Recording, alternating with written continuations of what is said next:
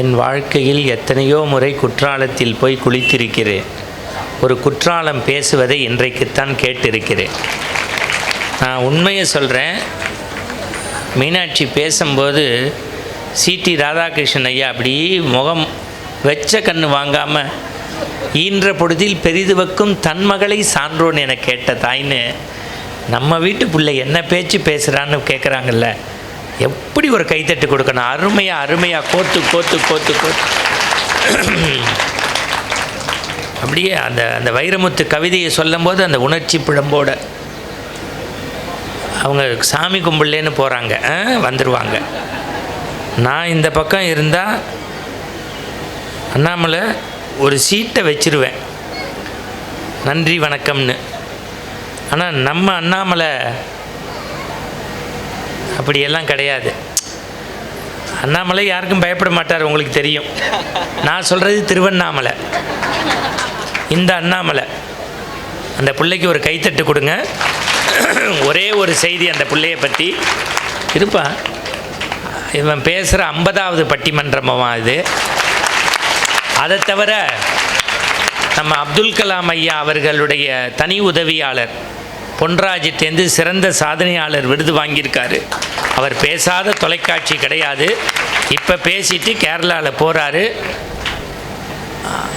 அந்த புள்ள எப்படி அடுத்த தலைமுறையில் சீறி பாயக்கூடிய ஒரு சிங்கக்குட்டிங்கிறதுக்கு எடுத்துக்காட்டு. மீனாட்சி தங்கச்சின்லாம் நினைக்காதம்மா, சண்டைன்னு வந்துட்டா வாய் வேற வயிறு வேற. நீ ஒரு கை பாரு, வா, நல்ல ஒரு கைத்தட்டு கொடுங்க.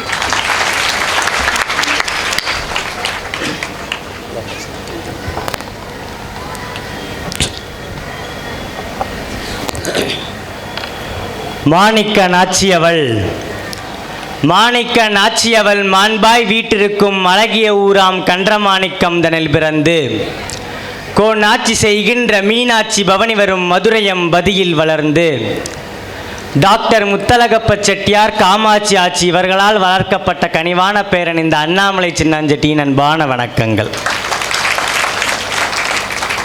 வேளாவா கந்தாவா குமராவாவா மெஞ்ஞான பொருளேவா மீனாளீன்ற பாலாவா எனதுகளி துன்பம் தீர 12 கண்ணதனால் பார்க்க வாவா செயலாடும் நயனவல்லி பங்காவாவா திருமால் தன் மருகாவா சேவலாய் வாவா ஆளாள முண்டக தன் புதல்வாவாவா அரகர தென்பரங்குன்ற ஐயா போற்றி என எல்லாவற்றுக்கும் மேலான என் குலதெய்வமான பழனி ஆண்டவரின் பாதம் தொட்டு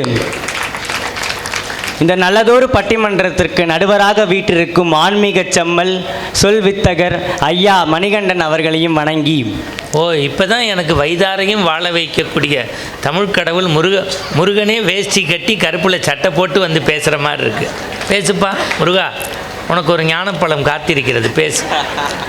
எனது வாதத்துக்குள் செல்கிறேன். என்ன தலைப்பு? நல்ல தலைப்பு. இந்த தலைப்பு 1000 பட்டிமன்றம் நடந்துருச்சு. ஆனால் இந்த பட்டிமன்றத்துக்கு என்ன சிறப்புனா, நீங்கள் முன்னாடியே சொன்ன மாதிரி 1000 பட்டிமன்றம் நடந்துச்சுன்னு எல்லாரும் போயிருக்கலாம். ஆனால் போகாமல் இங்கே உட்கார்ந்துருக்கிறதுக்கு பெரிய காரணம் இந்த தமிழ் கேட்கக்கூடிய நல்ல மக்கள் இருக்கிறனால தான். குடும்ப மகிழ்ச்சிக்கு பெரிதும் காரணம் ஆண்களா பெண்களா? இதானே. அக்கா வந்தாங்க, அது பண்ணார்கள் பெண்கள், இதை பண்ணாங்க, 10 மாதம் கருவில் சுமந்தாங்க, வலி வந்துச்சு, ஏன் எங்கள்கிட்ட கொடுத்தா நாங்கள் சுமக்க மாட்டோமா? கொடுக்கலங்க கடவுள், அமையலை. அமைஞ்சா நாங்கள் வலி சொன்னாங்களே, இடுப்பு வலி வர்றது எவ்வளோ பெரிய வலி தெரியுமா, அப்படி இப்படின்னு சொன்னாங்க. ஆனால் எங்கள் ஆண்கள் இருக்காங்கல்ல, அங்கே போய் அந்த மவுண்ட் ரோட்டில் போய் பாருங்கள், எவ்வளோதான் வண்டி கார் வசதி வந்தாலும் இன்னமும் மூட்டை தூக்கி பொழைக்கிற ஆள் ஆண்கள் தாங்க, அவங்க குடும்பத்துக்காக. இதுதானே மகிழ்ச்சி. அப்படி வேர்வை சொட்ட சொட்ட அவனுக்கு தெரியும் இது 1000 பிரசவ வலிக்கு சமம். இது இல்லையா நடுவர் அவர்களே? என்னன்னா, நம்ம ஸ்கூல் காலேஜ்லாம் படிக்கும்போது ஒரு 3 நாள் தொடர்ந்து பூஜா ஹாலிடேஸ்னு ஒன்று விடுவாங்க. ஆயுத பூஜை, விஜயதசமி. இந்த பெண்கள்லாம் பார்த்தீங்கன்னு வச்சுக்கோங்களேன், அவங்களோட பிரத்யேக தொழில் வேலை என்னவா இருக்குன்னா, கோயிலுக்கு போகிறது, புனித்த புருவமும் கோவை செவ்வாயுன்னு விளக்கேற்றிட்டு அப்படியே சாமியை 2 புரகாரம் வர்றது, வீட்டில் விளக்கேற்றி பொரியும் சுண்டலையும் வச்சு சாமி கும்பிட்றது தான்.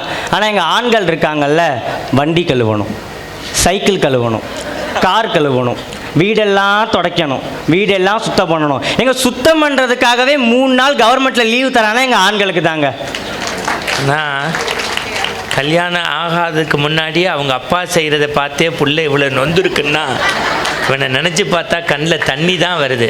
நல்லா கைத்தட்டுங்கய்யா, நமக்காக தான் ஏன் புள்ள பேசுகிறான்.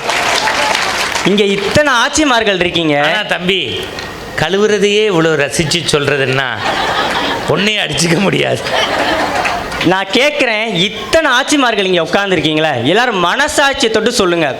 உங்கள் அக்காவுக்கு உங்கள் அப்பச்சி 50 பவுன் போட்டு உங்கள் தங்கச்சிக்கு 30 பவுன், நீங்கள் தங்கச்சியாக இருந்து உங்களுக்கு 30 பவுன் போட்டால் எந்த ஆட்சிமார்களாச்சும் உங்கள் அப்பாவை சும்மா விடுவீங்களா? சும்மாவா அப்படிம்பாங்க. என்ன? ஆனால் எங்கள் ஆண்கள் அப்படி கிடையாது தெரியுமா? கஷ்டப்பட்டு, ஏன்னா ஒழுங்காகவே நமக்கு படிப்பு வராது, படிப்பே ஒரு அறகுறை. இந்த படிப்பெல்லாம் படித்து வெளிநாட்டில் வேலை பார்த்து அவனுக்கு இருக்கும் 3 அக்கா 3 தங்கச்சி. இந்த 3 அக்காவே 3 தங்கச்சியையும் அவங்க அம்மா சொல்லுவாங்க, அப்பச்சி மூத்த அக்காவை கரத்தேத்தா நம்ம குடும்ப பாரமெல்லாம் போயிடும் அப்பச்சின்னு சொன்னால் இவன் 5 வருஷம் அங்கே வெளிநாட்டில் வேலை பார்க்கணும்னு அர்த்தம்.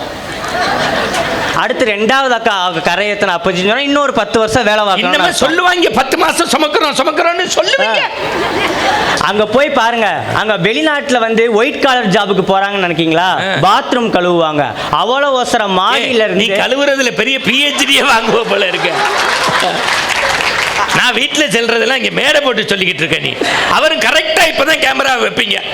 பாத்ரூம் கழுவுற இந்த அப்பாஸ் மாதிரி ஏன் மூஞ்சியை வைக்கிறாரு? சரி, மறுபடியும் இந்தியா திரும்பி நமக்கு ஒரு பொண்ணு குட்டியை பார்த்து கல்யாணம் பண்ணலாம் அப்படின்னு பார்த்தா அப்பதான் வெள்ளை நரை வரும். சரி, இளநரை தானே இல்ல தம்பி, இவங்க அதுக்குள்ள பொண்ணு குட்டி அப்படின்னா என்னன்னு கேட்குறாங்க. அதெல்லாம் நீங்க ரொம்ப டிக்ஷனரி வச்சு பார்க்கப்படாது. அது குட்டி பொண்ணா கட்டலாம் நம்மள மாதிரி. சரிடா தம்பி, நீ பேசுறா தம்பி. சரி, அவன் கேரளால இருக்கான்ல, பெண்ணா அங்க குட்டிம்பால், அவ்வளவுதான்.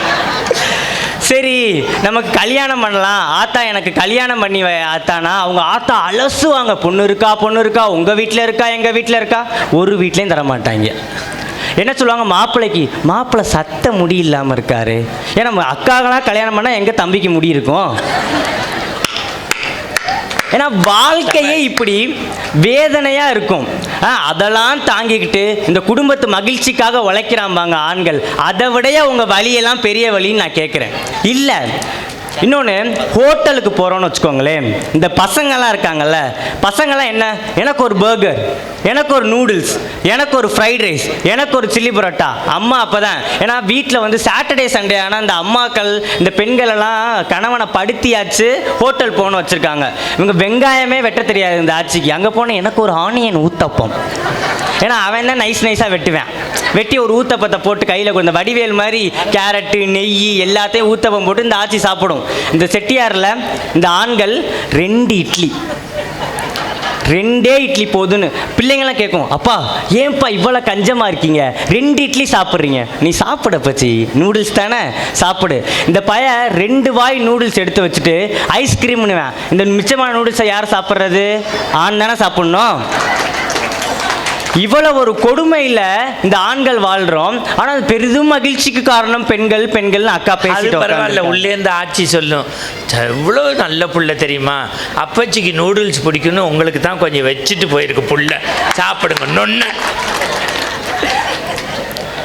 இன்னொன்று, ஆட்சிமார்கள் பெண்கள் எல்லாம் சிக்கனமானவர்கள்னு சொல்லியிருப்போம். சத்தியமாக அது பொய். நான் எந்த மேடையில் வேணாலும் அடித்து சொல்லுவேன். ஏன்னா எங்கள் ஆயா அப்படி இருந்திருக்கலாம், எங்கள் அப்பத்தா அப்படி இருந்திருக்கலாம். ஆனால் எங்கள் அம்மாவோ எங்கள் அக்காவோ என் தங்கச்சியோ அப்படி இல்லவே இல்லை நடுவர் அவர்களே. நான் ஏன் சொல்கிறேன்னா, அந்த விளம்பரம் பார்த்துருக்கீங்களா, டிவியில் போடுவாங்க.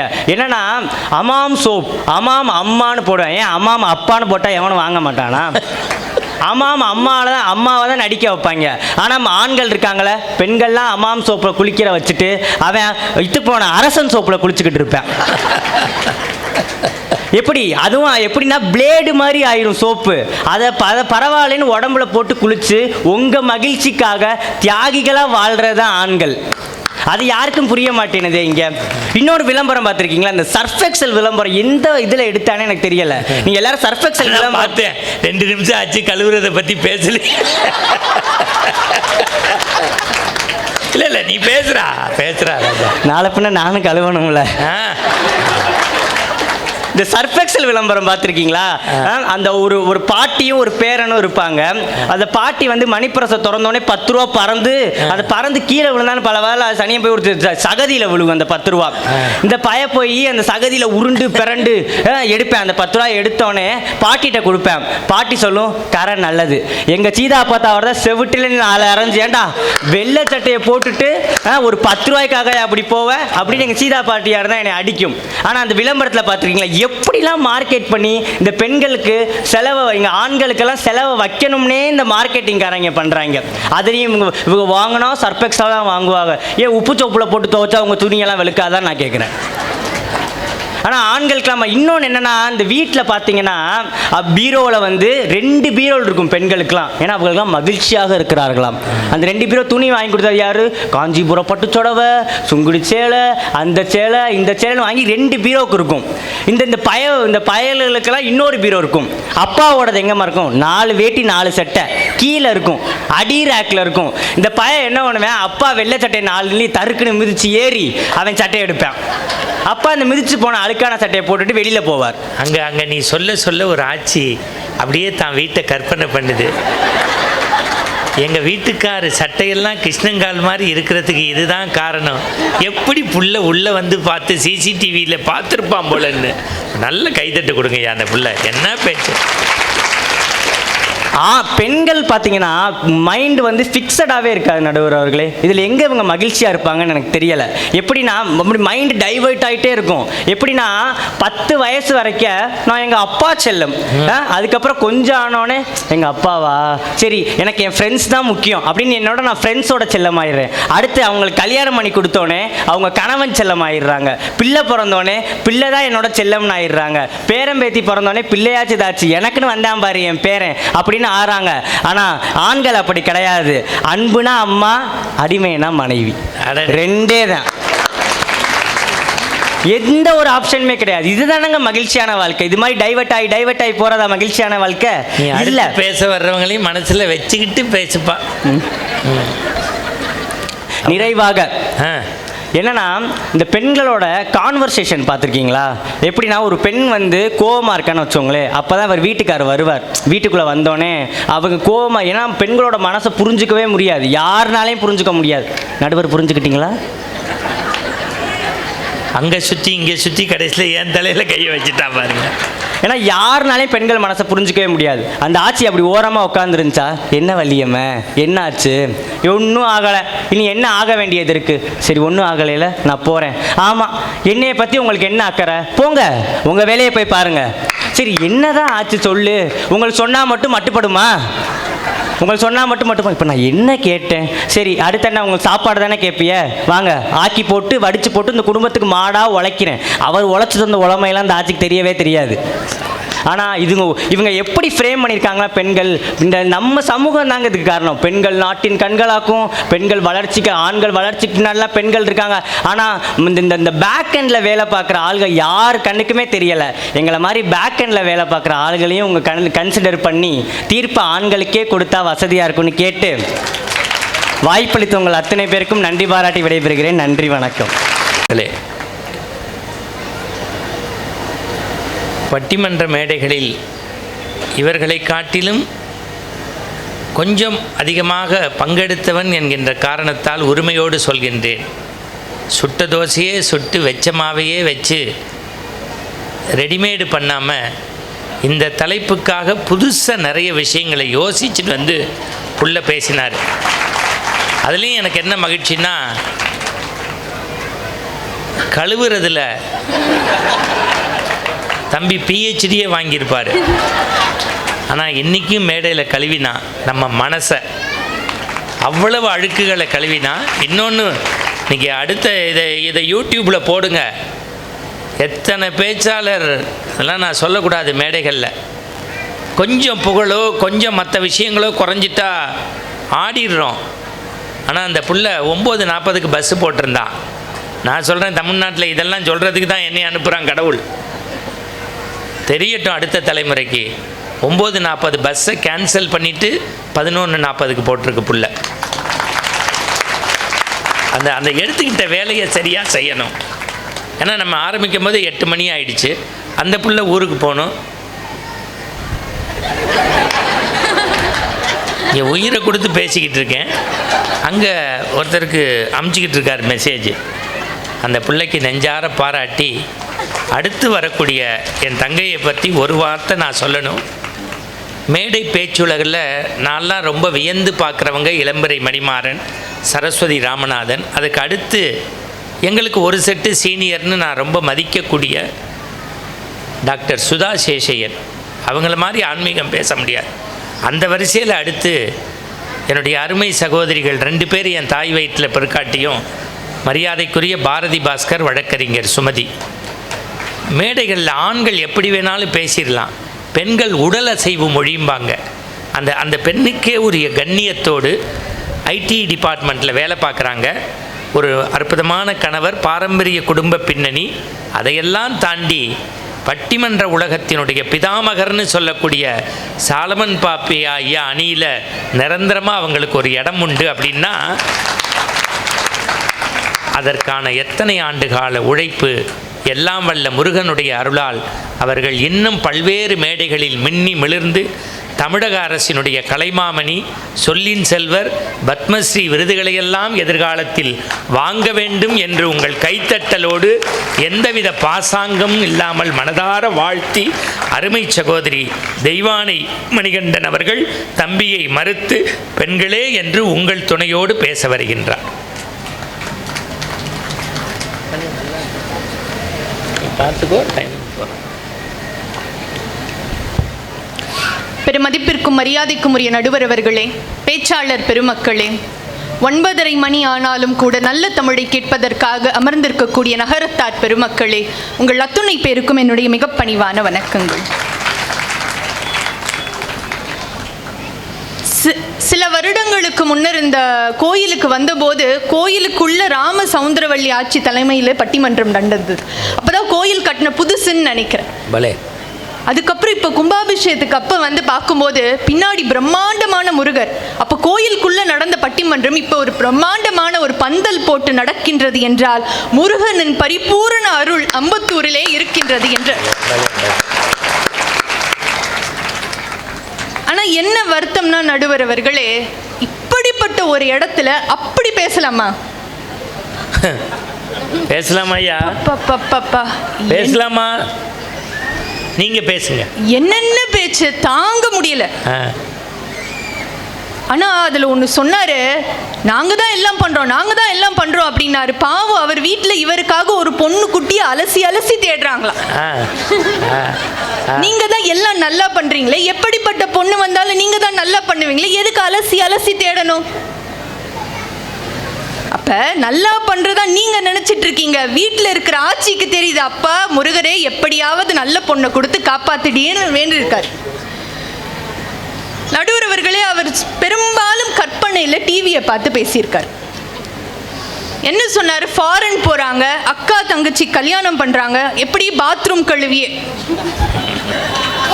நல்லா சொல்லுங்க, நகரத்தார்ல கல்யாணம் பண்ணணும்னா எத்தனை நகை போடணும்? பாத்ரூம் கழுவி போட முடியுமா? ஃபாரின் போறாங்க, வாயை கொடுத்து ஏயா மாட்டிக்கிட்ட எப்படி? தலையில முடி கொட்டி போது. நீங்க அவரை நல்லா பாருங்க, அவருக்கு எவ்வளவு முடி இருக்கு. அவர் ஃபாரின் போயிருக்காரா? இங்கதான் இருக்கார். இதுல இருந்தே தெரியல, அவர் முழுக்க கற்பனையிலே பேசி இருக்கின்றார். நடுவர் அவர்களே, அதுல ஒண்ணு சொன்னாரு, மூட்டை தூக்குறது 1000 பிரசவ வலிகளுக்கு சமம்ன்ற மாதிரி சொன்னார். மூட்டை தூக்குறது கஷ்டம், அதை ஒருபோதும் நான் இறக்கி பேசல. அதுவும் பெரும்பாலும் பெரியவர்கள் மூட்டை தூக்கி ஒரு இடத்துல இருந்து இன்னொரு இடத்துல போகும்போது அந்த சொற்ற வேர்வையை பார்க்கும்போது ரொம்ப மனசு கஷ்டமா இருக்கும். அது எந்த விதத்திலையும் குறைச்சு பேசல. ஆனா அப்படி தூக்கிட்டே போற வழியில ரொம்ப வலிச்சதுன்னா மூட்டையை ஒரு இடத்துல இறக்கி வைக்க முடியுமா? முடியாது. ஆனா மனசாட்சி தொட்டு சொல்லுங்க, 10 மாசமா சுமக்கிற போது வலிக்கும் போது எங்கேயாவது யாராவது இறக்கி வைக்கணும்னு நினைச்சிருப்பாங்களா? அப்படி எந்த பெண்ணும் நினைக்கவும் மாட்டாள். ஏன்னா நீங்க சுமக்கிறது மூட்டை, இங்க சுமக்கிறது நாளைய குடும்பம் என்பது அவர்களுக்கு தெரியும்.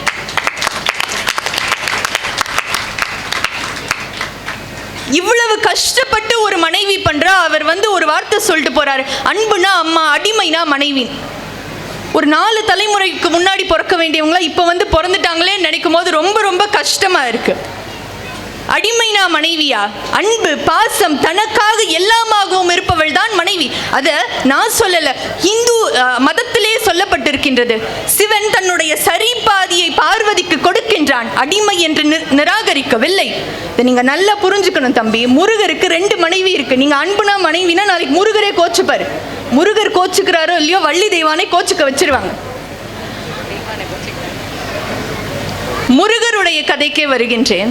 முருகருக்கும் பிள்ளையாருக்கும் ஒரு போட்டி நடந்தது, நம்ம எல்லாருக்கும் தெரியும். ஞானப்பழத்துக்காக ஒரு போட்டி நடந்தது. அப்ப அதுல முருகன் தோத்து போனதாகவும் பழனி போய் நின்னதாகவும் ஒரு கதை உண்டு. அதற்கு வாரியார் சுவாமிகள் ஒரு விளக்கம் சொல்லுவார். பிள்ளையார் என்ன செய்வாரு? அம்மை அப்பனே உலகம்னு சொல்லி சுத்தி வந்து பழத்தை வாங்கிடுவார். முருகன் என்ன பண்ணுவாரு? உலகத்தை 3 தடவை சுத்தி வரதுக்காக மயிலில் புறப்பட்டு போயிடுவார். இதற்கு வாரியார் சுவாமி ஒரு விளக்கம் சொல்லுவார். இது வெறும் போட்டி இல்லை, இது 2 தத்துவங்கள் அப்படின்னு சொல்லுவார். விநாயகர் செஞ்சது அவனே உலகமாக பார்ப்பது என்பது ஒரு தத்துவம், உலகமே அவனாக பார்ப்பது என்பது 2வது தத்துவம். இதை எப்படி இந்த தலைப்புக்கு பொருத்தணும் அப்படின்னா, அவங்களாவது சிவபெருமா எல்லாமும் சிவனேன்னு பார்த்தது முருகன், சிவனே எல்லாமுமாக பார்த்தது விநாயகர். ஆனா பெண்களுக்கு எல்லாமும் குடும்பமாகவே இருக்கின்றது, குடும்பமே எல்லாமுமாகவே இருக்கின்றது. அதுக்கு முன்னாடி பேசின ஒரு தம்பி கூட சொன்னாரு, துன்பங்களை நாங்க தாங்கிக்கிறோம், கந்தை துணியை நாங்க வாங்கிக்கிறோம், எல்லாம் அனுதாப ஒட்டியும் வாங்கிட்டு போயிருக்காரு. நான் ஒன்னே ஒன்று கேட்குறேன், ஆண்களுக்கு எத்தனை பரிணாமங்கள் இருக்கு, எத்தனை ஒரு வெளிப்புற போகக்கூடிய ஒரு விஷயங்கள் இருக்கு. ஆஃபீஸ் இருக்கு, கெரியர் இருக்கு, நண்பர்கள் இருக்காங்க, அப்புறம் குடும்பம் வருது. இது அத்தனையும் ஒரு ஆணுக்கு இருக்கின்றது. ஆனால் ஒரு பெண் என்பவள், நீங்க நல்லா யோசிச்சு பாருங்க, பல பரிமாணங்களில் ஒன்றாக இருக்கக்கூடிய குடும்பம் ஒரு ஆணுக்கு. ஆனால் பெண்ணுக்கு எல்லாமாகவும் இருக்கக்கூடியது குடும்பம் தான். இதை நாங்கள் சொன்ன அடிமை அன்புன்னு பேசணும் இவங்களுக்கெல்லாம். நீங்க நல்லா யோசிச்சு பார்க்கணும். இன்னைக்கு பெண்கள் வேலைக்கு போறாங்க. எப்படி வேலைக்கு போறாங்க? குடும்பத்துக்கு ஏற்ற வேலையா பார்க்கணும்னு போறாங்க. சரி, ஃப்ரெண்ட்ஸோட வெளியே போறாங்களா? எப்படி ஃப்ரெண்ட்ஸோட வெளியே போறாங்க? குடும்ப வேலையெல்லாம் முடிச்சு வச்சுட்டு ஃப்ரெண்ட்ஸோட வேலைக்கு போறாங்க. ஆனா இந்த தம்பி மாதிரி ஆளுங்களாம் பாருங்க, இப்போ போற வழியிலே ஒரு சினிமா பார்த்துட்டு போக முடியும். அப்ப யார் குடும்பத்துக்கு முதல்ல ஒரு ப்ரையாரிட்டி கொடுக்கிறா? இப்ப குடும்பத்தினுடைய மகிழ்ச்சியும் பெருமையும் யார் கையில் இருக்க முடியும்? குடும்பமே எல்லாமாகவும் இருக்கின்ற மனைவியின் கையில் தான் இருக்க முடியும். அதனாலதான் நம்ம குடும்பங்கள் எல்லாம் சொன்னாங்க, சரஸ்வதி அப்படின்றது பெண்ணாகத்தான் பார்க்கப்படுகின்றாள். தங்கச்சி நல்லா சொன்னா, வரக்கூடிய மகாலட்சுமியாக பெண் தான் பார்க்கப்படுகின்றாள். இன்னொன்னு சொல்லுவாங்க, சக்தி இருந்தா வேலை செய், இல்லைன்னா சிவனே உட்கார்ந்துருன்னு சொல்லுவாங்க. அப்ப சொல்லுங்க, சிவன் குடும்பத்திலேயே குடும்பத்தினுடைய மதிப்பும் பெருமையும் சக்தியின் கையில் தான் இருக்கின்றது என்றால், நம் குடும்பத்தில் அது பெண்களின் கையில் தான் இருக்க வேண்டும். ஜெயமோகனுடைய ஒரு கதை வரும். ஜெயமோகன் மிகப்பெரிய எழுத்தாளர் ஜெயமோகன் அப்படி உட்கார்ந்து பாத்திரத்தை தேய்ச்சிட்டே இருப்பார் அந்த சிங்க்ல, கிச்சன்ல. அப்ப தன்னோட பொண்ணு இப்படி பக்கத்துல உட்கார்ந்து பேசிக்கிட்டே இருப்பா. காளிக்கு 16 கைகள்னு சொல்றாங்களே, உண்மையா? எப்படி 16 கை இருக்க முடியும் அப்படின்னு சொல்லி கேட்பா. அதுக்கு ஜெயமோகன் சொல்லுவாரு, ஒரு நிமிஷம் திரும்பி அம்மாவை பாரு, அம்மா பாட்டு கேட்டுக்கிட்டே, காய் நறுக்கிக்கிட்டே, சமையல் பண்ணிக்கிட்டே, அப்படியே ஓடி போய் வாஷிங் மிஷின் ஆஃப் பண்ணிட்டு வர வழியில் 4 பாத்திரத்தை எடுத்துட்டு வந்து எனக்கும் போட்டு, சைடில் ஃபோனில் ஆஃபீஸில் இந்த ரெஜிஸ்டரில் இதை பண்ணிடுங்கன்னு அட்வைஸும் கொடுக்குறாளே. இப்போ ஒரு நிமிஷத்தில் அம்மாவுக்கு இத்தனை கைகள் வர முடியும்னா காளிக்கு 16 கைகள் இருப்பதில் என்ன ஆச்சரியம் அப்படின்னு எழுத்தாளர் ஜெயமோகன் அவர்கள் கேட்பார். குடும்பத்துக்காக காலில் சக்கரத்தை கட்டிட்டு ஓடுவது பெண்களாகத்தான் இருக்கின்றார்கள். காலையில் எந்திரிச்சதுல இருந்து நைட்டு படுக்கிற வரைக்கும் குடும்பத்தை பற்றியே எண்ணி குடும்பத்திற்காகவே செய்வது பெண்களாகத்தான் இருக்கின்றார்கள். ஒரு குடும்பத்திற்கு பெருமை என்பது 2 விஷயங்கள் இருக்கு. ஒன்று சொத்து பத்து, இன்னொன்று பிள்ளைகள். 2 விஷயத்தையும் பெண்கள் தான் மிக சிறப்பாக நிர்வகிக்கிறார்கள் நான் சொல்றேன். சொத்து பத்து அப்படின்னா, இப்போ ஒரு குடும்பம் நல்லா சம்பாதிக்கிற கணவன் இருக்கிற குடும்பத்தில் கெட்டியா சேமிக்கிற மனைவி இருந்தாதான் அந்த குடும்பம் உயரும். கம்மியாக சம்பாதிக்கிற குடும்பம், கணவன் இருக்கிற குடும்பத்தில் சிக்கனமாக செலவு செய்கிற மனைவி இருந்தால் அந்த குடும்பமும் முன்னேறும். இப்போ யோசித்து பாருங்க, சம்பாதிப்பதில் அல்ல சேர்த்து வைப்பதில் தான் குடும்பத்தின் முன்னேற்றம் இருக்கின்றது என்றால் அதை ஆட்சிமார்கள் தான் சிறப்பாக செய்கின்றார். அதனால தான் செட்டியார்கள் பர்மாவில் சம்பாதிச்சதை இங்கே கெட்டியாக சேர்த்து வச்சது ஆட்சிமார்கள் தான். நடுவர் அவர்கள் கூட சொன்னார், பூம்பும் மாடு மாதிரி கணவன் வேண்டும்னு. ஒருவேளை இந்த செய்தியை நான் சொல்றதுக்காக தான் அவர் சொன்னாரான்னு தெரியல. அதற்கு முன்னாடி பேசின தம்பி கூட சொன்னார், கந்தை துணி போல நாங்கள் இருக்கின்றோம் என்று. உண்மை அது கிடையாது. ஒரு குடும்பத்திலே பூம்பும் மாடாக ஆண் இருந்தாலும் சரி பெண் இருந்தாலும் சரி அந்த குடும்பம் உயராது.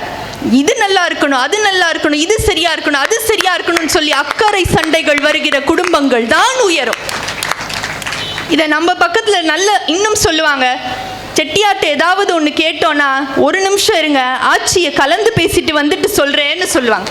அந்த வார்த்தையை நீங்க யோசிக்கணும். ஆட்சியை கேட்டுட்டு வந்து சொல்றேன்னு சொல்லலை, ஆட்சி சொல்றத அர்த்தமாயிடும். ஆட்சியோட கலந்து பேசிட்டு வந்து சொல்றேன்னா ஆணும் பெண்ணும் சரி நிகர் சமானமாக இருந்தால்தான் குடும்பம் முன்னேறும். அது இதுல இன்னொரு விஷயம் என்னன்னா, பிள்ளைகள் சொன்னேன். ஒரு குடும்பத்தினுடைய பெருமை என்பது பிள்ளைகள் கைகளில் இருக்கின்றது. பிள்ளைகள் தினந்தோறும் சொல்லிக் கொடுக்கிறது அம்மாவாகத்தான் இருக்கின்றது. பிள்ளையை பெற்று வளர்த்து சொல்லிக் கொடுத்து பாடமும் ஒழுக்கம் அத்தனையும் சொல்லிக் கொடுத்து வளர்ப்பது அம்மாவாகத்தான் இருக்கின்றது. ஒரே ஒரு கதையை சொல்கின்றேன். பூனேல ஆஹான் அஹான் அப்படின்ற 2 குழந்தைங்க. அதில் ஆஹான் அப்படின்ற குழந்தை ஆட்டிசமால பாதிக்கப்பட்ட குழந்தை. அந்த குழந்தை ஸ்கூலுக்கு போய் எழுதவே வரல. அந்த குழந்தைக்கு அந்த டீச்சர்ஸ் எல்லாம் அந்த குழந்தை எழுதி படிக்கவே மாட்டான்னு சொல்லிட்டாங்க. அவங்க அம்மா இல்லை ஆட்டிசம்னா வித்தியாசமாக யோசிக்கணும், நாமளும் வித்தியாசமாக சொல்லி கொடுத்தா வித்தியாசமாக கற்றுப்பாங்கன்னு சொல்லி பேப்பரை கிழிச்சு, சார்ட் பேப்பரை கிழிச்சு, கம்மை ஒட்டி, மண்ணை தடவி, ABCD ஹிந்தி எழுத்துக்கள் எல்லாமே சொல்லி கொடுத்து அப்படியே தொட்டு தொட்டு தொட்டு தொட்டு அந்த பையன் படித்தானா. எந்த குழந்தை 2nd ஸ்டாண்டர்ட் கூட போகாதுன்னு டாக்டர் சொன்னாங்களோ அந்த குழந்தை இன்னைக்கு 9th ஸ்டாண்டர்ட் வரைக்கும் படிக்குது என்றால் ஒரு குடும்பத்தினுடைய அந்த ஆணி வேராக இருப்பது பெண்ணாகத்தான் இருக்கின்றார்கள். கழுவுறதை பற்றியும் சுத்தம் பண்ணுறதை பற்றியும் அந்த தம்பி நிறைய சொன்னாங்க. பைக்கை கழுவுறாங்களா, காரை கழுவுறாங்களா, எல்லாத்தையும் கழுவுறீங்களே தம்பி, ஏன் நீங்கள் மட்டும் குளிக்க மாட்டேங்கிறீங்க? இந்த ஸ்வச் பாரத்னு ஒன்று நடத்துகிற மாதிரி ஸ்வச் பேச்சுலர்னு ஒன்று நடத்தணும் போல நடுவர். அப்படி என்னோட ஆஃபீஸில் ஒருத்தவங்க சொல்லுவாங்க, நாங்கள் ஒரு நாள் வெளியே போயிட்டேன், அப்பாவும் பொண்ணுமா வீட்டில் இருந்தாங்க, ரிட்டன் பார்க்கும்போது அப்பாவும் பொண்ணும் ரொம்ப சந்தோஷமாக விளையாண்டதாக சொன்னாங்க அப்படின்னு சொல்லுவாங்க. ஆனால் வீடு கடந்த கடையை பார்க்கணுமே அப்படின்னு சொன்னாங்க. இதுதான் பெண்கள். எல்லா டிபார்ட்மெண்ட்டையும் ஒரே நேரத்தில் மிகச்சரியாக செய்வது பெண்களுக்குத்தான் வரும். அதனால தான் வீட்டில் சார்ஜரை காணோனாலும் சரி, சாக்ஸை காணோனாலும் சரி, ட்ரெஸ்ஸை காணோனாலும் சரி, யாரும் சார்ஜரையும் சாக்ஸையும் ட்ரெஸ்ஸையும் தேடுறதில்லை, அம்மாவை தான் தேடுகின்றார்கள். அது மட்டுமல்ல, சில குடும்பங்களில் ஒருவேளை சோகமாக இருந்த அம்மா கண்ணீரில் மூழ்குவார், அப்பா சில நேரங்களில் தண்ணீரில் மூழ்கி விடுவார். அந்த மாதிரி குடும்பங்களை கூட தூக்கி நிறுத்தினது பெண்கள் தான். என்னோட வீட்டுக்கு ஒரு அக்கா வருவாங்க. அந்த அக்காவோட ஒரே கனவே தன்னோட பொண்ணை குடிக்காத மாப்பிள்ளைக்கு கல்யாணம் பண்ணி வைக்கணுன்றது தான். அப்பாவும் குடிச்சிட்டாரு, ஹஸ்பண்டும் குடிச்சிட்டாரு, குடிக்காத மாப்பிள்ளை கிடைக்கணுன்றது தான். நீங்கள் நம்ப மாட்டீங்க, 10 பாத்திரம் தேய்த்து தன்னுடைய பெண்ணை டாக்டருக்கு படிக்க வைத்துக் கொண்டிருக்கின்றாள் என்றால், அப்பா காணாமல் போகின்ற இடங்களில் கூட அம்மா தான் உயர்ந்து நின்று குடும்பத்தை காத்து நிற்கின்றாள் என்றால், நடுவர் அவர்களே, ஒரு குடும்பத்திலே அழகு என்பது பட்டுப்பாவாடை கட்டி வருகின்ற ஒரு சின்ன பெண், ஆரோக்கியம் என்பது அம்மா, பக்கபலமாய் நிற்பவர்கள் அக்கா தங்கை. அதனால தான் ஒரு குடும்பத்திலிருந்து இன்னொரு குடும்பத்துக்கு போகும்போது இது எங்கள் அம்மா வீடு, இது என் மாமியார் வீடுன்னு சொல்லுவோமே ஒழிய ஒருபோது இது என் அப்பா வீடு, இது என் மாமனார் வீடுன்னு சொல்றது. எனவே நடுவர் அவர்களே, அதனால்தான் பாரதி பாடினான், சாதம் படைக்கவும் செய்திடுவோம், தெய்வ ஜாதி படைக்கவும் செய்திடுவோம், களி அறுப்பது பெண் அறமடா என்று பாரதி பாடினான். நான் இப்படி சொல்லி நிறைவு செய்கின்றேன். முதுகெலும்பு என்று சொன்னார்கள் ஆண்கள். உண்மை, ஒருபோதும் குறைத்து நாங்கள் பேசவில்லை. ஆண் என்பவர் ஒரு குடும்பத்திற்கு தூணாக நிற்கின்றாள் என்றால், பெண் என்பவள் அந்த குடும்பத்தின் அஸ்திவாரம். ஆண் என்பவர் ஒரு குடும்பத்திற்கு மரப்பட்டையாக நிற்கின்றார் என்றால், பெண் என்பவர் அந்த குடும்பத்தின் ஆணிவேராக நிற்கின்றாள். எனவே எப்படி பார்த்தாலும் குடும்பத்தின் மகிழ்ச்சியும் பெருமையும் பெண்களின் கைகளில் தான் இருக்கின்றது என்று சொல்லி நல்ல வாய்ப்பிற்கு நன்றி கூறி விடைபெறுகிறேன். நன்றி, வணக்கம்.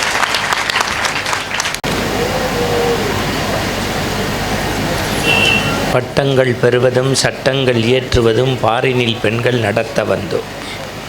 கற்பு நிலை என்று சொல்ல வந்தால் இரு கட்சிக்கும் அதை பதில் வைப்போம். ஆணெல்லாம் கற்பை விட்டு தவறு செய்தால், ஆணெல்லாம் கற்பை விட்டு தவறு செய்தால் பெண்மையும் கற்படைந்திடாது என்று பெண்ணுக்காக பாடிய பாரதி நினைத்ததை ஒரு புரட்சி பெண்ணாக பார்க்க வேண்டும் என்று ஆசைப்பட்டால், அந்த புரட்சி பெண் புதிய பூபாலம் படைப்பதற்கு என் தங்கை தெய்வானை என்பதை இந்த மேடை நிரூபித்திருக்கிறது. அப்படி கண்டென்ட்டாக பாவம் அந்த புள்ள தெரியாமல் கழுவுறதை பேசினா அந்த அம்மா தோச்சு தொங்க போட்டு கிளிப் அடிச்சுட்டாங்க. அதெல்லாம் தாண்டி அவங்களுடைய பேச்சில் ஒரு நுட்பத்தை கவனிக்கணும். இந்த மாற்றுத்திறனாளி குழந்தைங்களை, சில குறையுடைய குழந்தைங்கிறோம்னே கோச்சிக்காதீங்க. கடவுள் சிலருக்கு அப்படி கொடுக்கின்ற போது அந்த பிள்ளைகளுடைய தாய் தகப்பனை என்னை பொறுத்தவரை அவர்கள் இறைவனின் வடிவமாகத்தான் நான் பார்க்கின்றேன். அப்படி ஒரு குழந்தையை ஒரு தாய் எல்லாத்தையும் பொறுத்துக்கிட்டு, அப்போ கூட சில சமயம் வெளியில் வரும்போது பேண்ட் சட்டையை போட்டு நீ பார்த்து கொண்டு போயிடுவான். இவன் ஆசாபாசம் ஹோட்டல் போகிறதோ, பார்ட்டிக்கு போகிறதோ, ஃபங்க்ஷன் போகிறதோ, என் பிள்ளை யாரும் எதுவும் சொல்லிடக்கூடாதுன்னு அந்த பாசமும் பரிவும், அது பெண்மைக்கே உரிய தன்மையோடு ரொம்ப கனத்தோடு பேசியிருக்கிறார்கள். ஆனால் இவர்கள் ஆழங்கால் பட்ட பேச்சாளர். அவர்கள் அப்படி பேசுவதில் ஒன்றும் எனக்கு ஆச்சரியம் அல்ல. ஆனால் நிச்சயம் சொல்கின்றேன் தோழர்களே, ஏதோ அவர்களை பெருமை பேசி எனக்கு ஒன்றும் ஆகப்போவதில்லை. என் உடன் பிறந்த சகோதரியாக நான் அவளை நினைத்து சொல்கின்றேன்.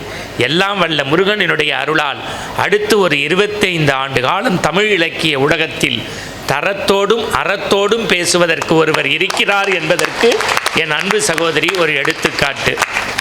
அவர்களுக்கு வாழ்த்த சொல்லி, நீங்கள் சிங்கத்தை டிவியில் பார்த்துருப்பீங்க, சினிமாவில் பார்த்துருப்பீங்க, விளம்பரத்தில் பார்த்துருப்பீங்க. சூர்யா செல்வாரில் ஓங்கி அடித்தா 1.5 டன் வெயிட்றான்னு. இதுக்கு மேலே சிங்கம் உட்காந்துருந்தா எனக்கு மரியாதை இல்லை. நம்மளையெல்லாம் அவமானப்படுத்தியிருக்காங்க. நானாக இருந்தால் நன்றி வணக்கம்னு கிளம்பியிருப்பேன். 2 தோசை குறைச்சி சாப்பிட்டதுக்கு எப்படி இந்த அம்மாவை கண்ணில் நினச்சி, அந்த அம்மா சொன்னதை மனசில் நினச்சி, பின்னாடி வர்றவங்களையும் வச்சுக்கிட்டு நீ பேச வாடி என் தங்கம், உங்கள் கைத்தட்டலோட நல்லா போகும்.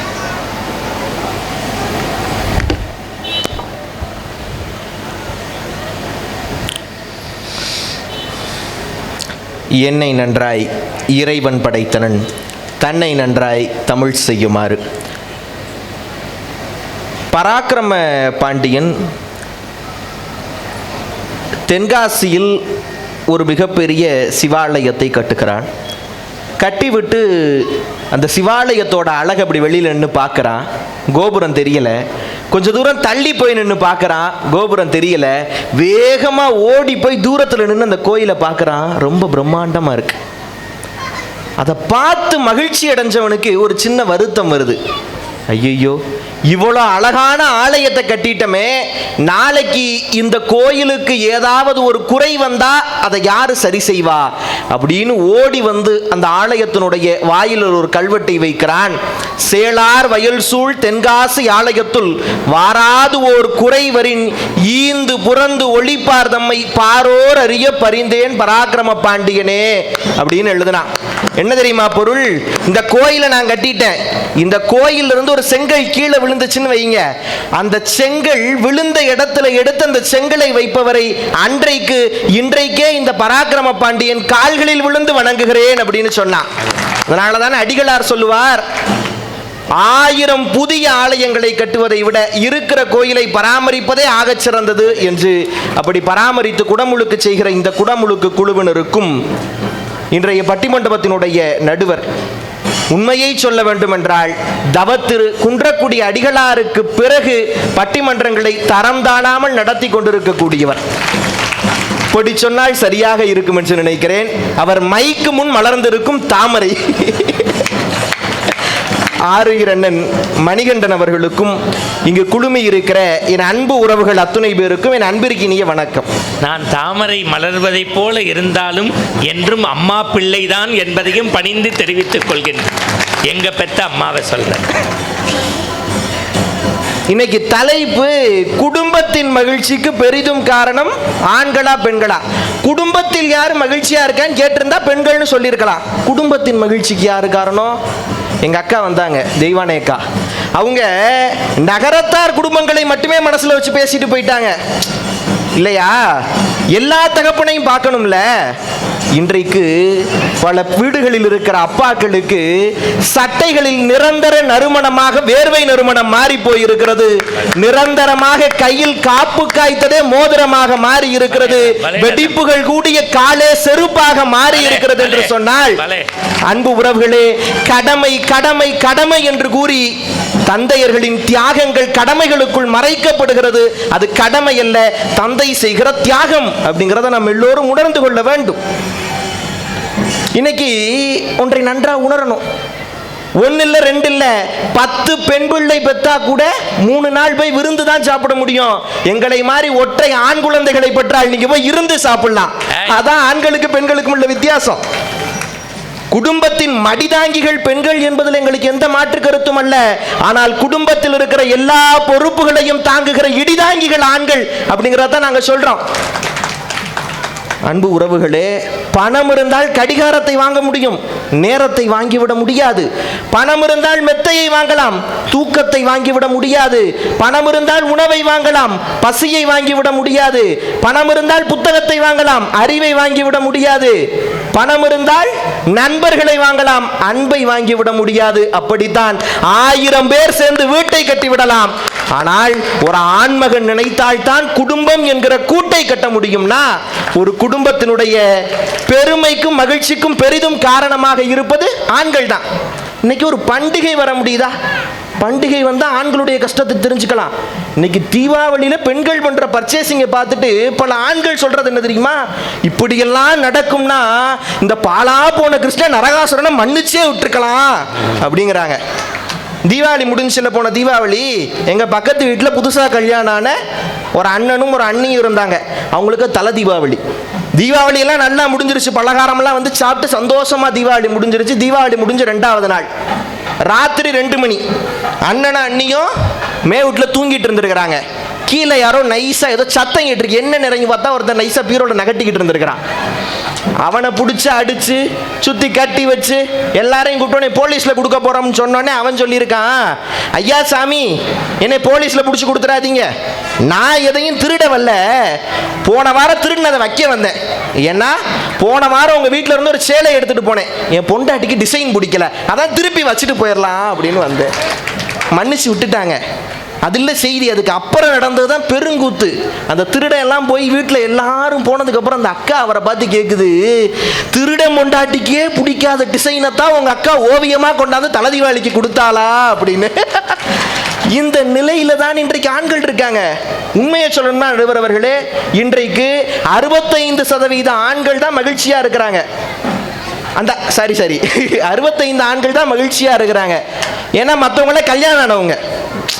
இந்த உலகத்தில் 2 பேர் தான், ஒன்று மகிழ்ச்சியா இருக்கிறவன், இன்னொன்று கல்யாணம் ஆனவன். அப்படி பிரிச்சுக்கலாம். கல்யாண ஆண்கள் மகிழ்ச்சியா இருக்கணும்னா என்ன பண்ணணும்? 3 வார்த்தை. கஷ்டமாக தான் இருக்கு, கேட்டுக்குங்க.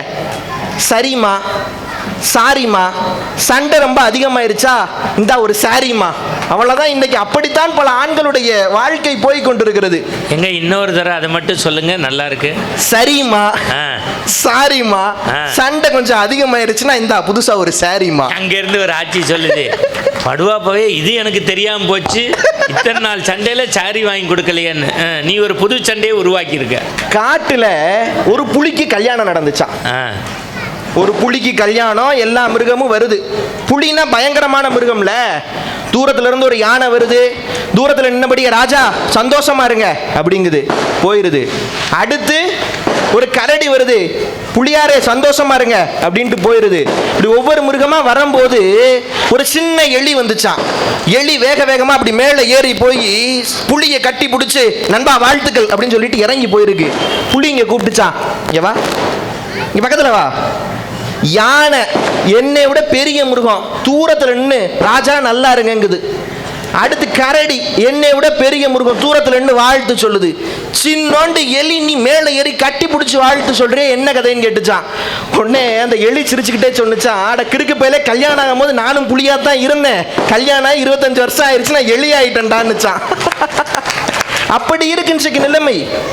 வாசுகி வள்ளுவர் கதை தெரியும். வள்ளுவர் வாசல்ல வாசுகி அப்படின்னு கூப்பிட்டாராம். வாசுகி கிணத்துல இறைச்சிக்கிட்டு இருந்திருக்கிறாங்க தண்ணி, அப்படியே விட்டுட்டு வந்திருக்கிறாங்க. கிணத்துல எந்த இடத்துல விட்டாங்களோ அந்த இடத்துல வாளி நின்னுச்சா, வாசுகி வந்தாங்க. இன்னைக்கு நிலைமை என்ன? வாசல் நின்று கணவர் கூப்பிட்டா வாசுகி அங்கேயே நிற்பாங்க, வாளி மட்டும் வரும். அதானே இன்னைக்கு நிலைமையா இருக்கு. சார், நீங்க எல்லாம் யாரை பத்தி பேசுறீங்க? சூரிய வம்சம் படத்துல வர்ற தேவயானை மாதிரி மனைவி கிடைச்சா வாழ்க்கை சந்தோஷமா இருக்கும் நீங்க சொல்றீங்க. ஆனா 190 பேருக்கு மைனா படத்துல வர்ற இன்ஸ்பெக்டர் மனைவி தானே பொண்டாட்டி கிடைக்குது நான் பேசுறேன். அதான் எங்க வருத்தம். இப்படியே நகைச்சுவையா பேசிட்டு போயிட முடியாதுல்ல. நம்முடைய அப்துல் கலாம் எவ்வளவு பெரிய மனிதர். அதான் ஒரு கவிஞன் சொன்னா, தமிழகத்தின் கடைக்கோடி கிராமத்தில் பிறந்து எந்த இளைஞன் எந்த சிறுவன் தன்னுடைய தலையில் செய்தித்தாள்களை வைத்து சுமந்தானோ அந்த இளைஞனை 20 ஆண்டுகள் கழித்து இந்தியாவின் உலகத்தின் ஆகச்சிறந்த செய்தித்தாள்கள் எல்லாம் தன் தலையங்கத்தில் சுமந்ததுன்னா அந்த அப்துல் கலாமுடைய வாழ்க்கையில் நடந்த ஒரு செய்தி. அப்துல் கலாம் சின்ன பிள்ளையா இருப்பாரா, அப்ப அவங்க அம்மா நைட்டு ரொட்டி சுடுவாங்களா, பிள்ளைங்க அப்பா எல்லாரும் உட்கார்ந்து சாப்பிடுவாங்க. வீட்டில் கரண்ட் இல்லை, அப்ப எல்லாரும் நல்ல சப்பாத்தி சாப்பிடுவாங்களாம். அவங்க அப்பா மட்டும் எனக்கு கருகுனதா கொடு, கருகுன ரொட்டி தான் எனக்கு பிடிக்கும், கருகுன ரொட்டி தான் எனக்கு பிடிக்கும், கருகுன ரொட்டியை கொடு அப்படின்னு கேட்டு கேட்டு கேட்டு கேட்டு வாங்கி சாப்பிடுவாராம். அதை சொல்லிவிட்டு அப்துல் கலாம் இப்படி எழுதுகிறார், அன்றைக்கு அப்பாவுக்கு ஏன் கருகிய ரொட்டி பிடித்தது என்று தெரியவில்லை, இன்றைக்கு உணர்ந்து கொண்டேன். ரொட்டி கருகி இருக்கிறது என்று தூக்கி எறிந்தால் அம்மாவின் மனமல்லவா கருகி போகும் என்பதற்காக கருகிய ரொட்டி எனக்கு பிடிக்கும் என்று என் அப்பா ஆசையாய் சாப்பிட்டார்னு எழுதுனாங்க. அன்பு உறவுகளே, இப்படிப்பட்ட ஆண்கள் இருப்பதால் தான் குடும்பங்களில் மகிழ்ச்சியும் பெருமையும். புதுசா ஒரு கல்யாணமான தம்பதியினர் 2 பேருக்குள்ள ஒரு போட்டி. நம்ம 2 பேரும் கதவை சாத்திக்கிட்டு இருக்கணும், யாரு வந்தாலும் கதவை திறக்க கூடாது, யாரு முதல்ல போய் திறக்கிறாங்களோ அவங்க அவுட் அப்படின்றாங்க. முதல்ல மாப்பிள்ளைக்கு அப்பா வர்றாரு, கதவை தட்டுறாங்க, திறக்கல. அடுத்து நண்பர்கள் வர்றாங்க, கதவை தட்டுறாங்க, திறக்கல. அம்மா வர்றாங்க, கதவை தட்டுறாங்க, திறக்கல. சின்ன பிள்ளைங்க வருது, கதவை யாருமே திறக்கல. இப்ப இந்த பெண் இருக்கால, அவளுடைய அப்பா வந்தாராம். வந்து கதவை தட்டி, அப்பா இங்க பாருமா உங்க அப்பா வந்திருக்கேன் அப்படின்னாராம். உடனே இந்த மக, சாச்சா நான் தோத்து போனாலும் பரவாயில்ல, எங்க அப்பா வெளியில நிக்கிறாரு, நான் போய் கதவை திறக்கிறேன் அப்படின்னு சொல்லிட்டு ஓடி போய் திறந்தாலாம். அன்பு உறவுகளே, ஏன் தெரியுமா? பெண் குழந்தைகளுக்குத்தான் தெரியும் ஒரு அப்பா என்பதன் உறவை பற்றிய அவசியம். அதனாலதான் முத்துக்குமார் சொன்னாரு, அவங்க அப்பா சொல்ற மாதிரி எழுதியிருப்பாரு, மகன் பிறந்த பிறகுதான் அப்பா என்கிற உறவின் உன்னதத்தை உணர்ந்து கொண்டேன். அன்பு மகனே, உனக்கு மகன் பிறக்கிற போது நீயும் அப்பா என்கிற உறவின் உன்னதத்தை அறிந்து கொள்வாய் என்று சொன்னார். ஆக அன்பு உறவுகளே, ஆண்கள் அப்பாவாக அண்ணனாக, நீங்களெல்லாம் நினைக்கலாம் அவர் சொன்னது வெளிநாட்டில் போய் பாத்ரூம் கழுவி, அது இங்க இருக்கிற மேம்பட்ட சமூகத்திற்கு வேண்டுமானால் அது நகைச்சுவை பொருளாக இருக்கலாம். ஆனால் என் அன்பு உறவுகளே, நீங்கள் கனத்த இதயத்தோடு ஒன்றை கேட்டுக்கொள்ளுங்கள். இன்றைக்கும் சத்தியமாக வெளிநாடுகளுக்கு சென்று தங்கள் தங்கையின் திருமணத்தை முடிக்க வேண்டும் என்பதற்காக கழிவறை கழுவுகிறவர்கள் இருக்கிறார்கள், ஒட்டகம் மேய்க்கிறவர்கள் இருக்கிறார்கள், உலகத்தின் மிக கடுமையான வேலைகளை செய்கிறவர்கள் இருக்கிறார்கள். அவர்களெல்லாம் தாங்கள் நன்றாக வாழ வேண்டும் என்பது அல்ல, தாங்கள் பிறந்த குடும்பத்திற்கு தங்களுக்கு வரப்போகிற மனைவி மகிழ்ச்சியாக வாழ வேண்டும் என்பதற்காக இன்னும் பிரசவ வள்ளியை விட, மார்தட்டி சொல்லுவேன், பிரசவ வள்ளியை விட கொடுமையான வள்ளியை அனுபவிக்கிற ஆண்கள் இங்கு இருக்கிறார்கள் என்று சொல்லி தெய்வங்கள் எல்லாம் தோற்றே போகும் தந்தை அன்பின் பின்னே.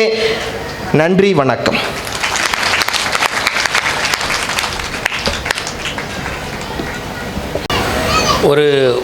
ஓராண்டுக்கு முன்னாடி உங்களுக்கு தெரியும், நகரத்தாருடைய புகழ்பெற்ற திருக்கோவில்களில் ஒன்று நாட்டரசன் கோட்டை. அங்கே கண்ணாத்தாள் கோவில் இருக்குது. பெரும்பாலும் நகரத்தார்கள் எங்கெல்லாம் குடமுழுக்கு நடத்துகின்றார்களோ அங்கே கண்டிப்பாக என்னுடைய பேச்சு ஒரு நாள் இருக்கும். அதை பற்றி நான் ரொம்ப சொல்லக்கூடாது, அது நாகரிக குறைவாயிடும். ஒரு வயதான ஒரு தாய் தந்தையர் வந்து கையில் உங்களுக்கே உரிய பலகார பாக்கெட்டோடு நின்னாங்க.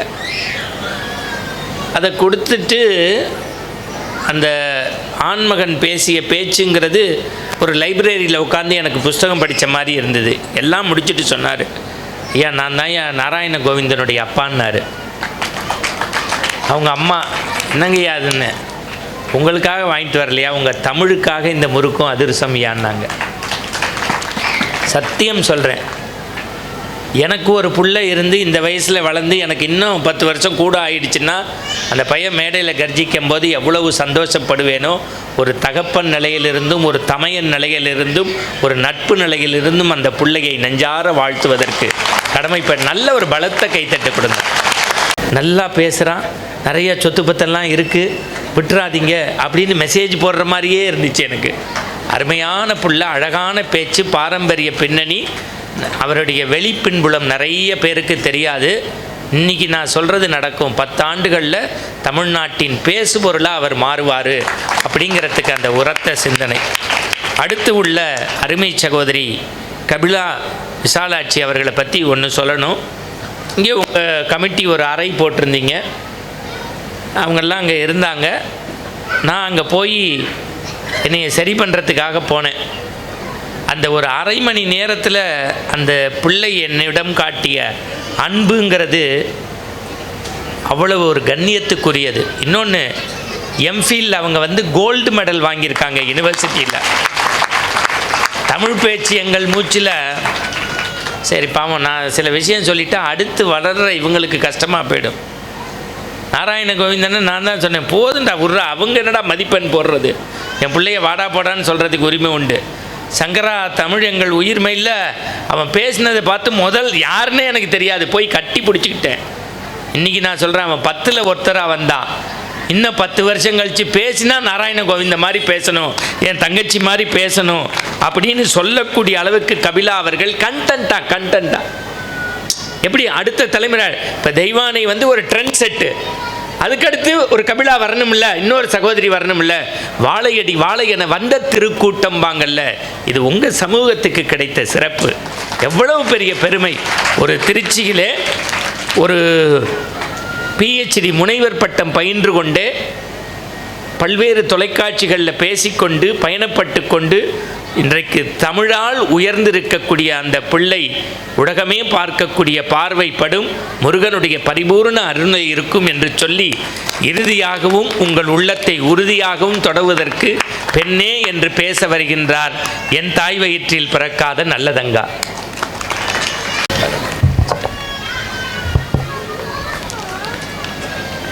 போற்றுதலுக்கும் பாராட்டுதலுக்கும் உரிய நடுவர் அவர்களே, எல்லோரும் வீடு கட்டி வாழ்ந்து கொண்டிருந்த காலத்தில் கோட்டை கட்டி வாழும் அன்பு நகரத்தார் சொந்தங்களே, எது நடந்தால் எனக்கென்ன என்று எப்பொழுதும் ஜாலியாக இருக்கும் ஆண்களே, எப்படியாவது குடும்பத்தை உயர்த்திவிட வேண்டும் என்று தினம் தினம் தியாகம் செய்து கொண்டிருக்கும் பெண்களே, உங்கள் அத்துணை பேருக்கும் என் மிக பணிவான வணக்கங்கள். நாராயணன் கோவிந்தன் தம்பி ரொம்ப அழகா பேசிட்டு போனாங்க. பச்சை சட்டை போட்டு வந்தாலே அப்படிதான் பச்சை பச்சையா பொய் பேச தோணும்.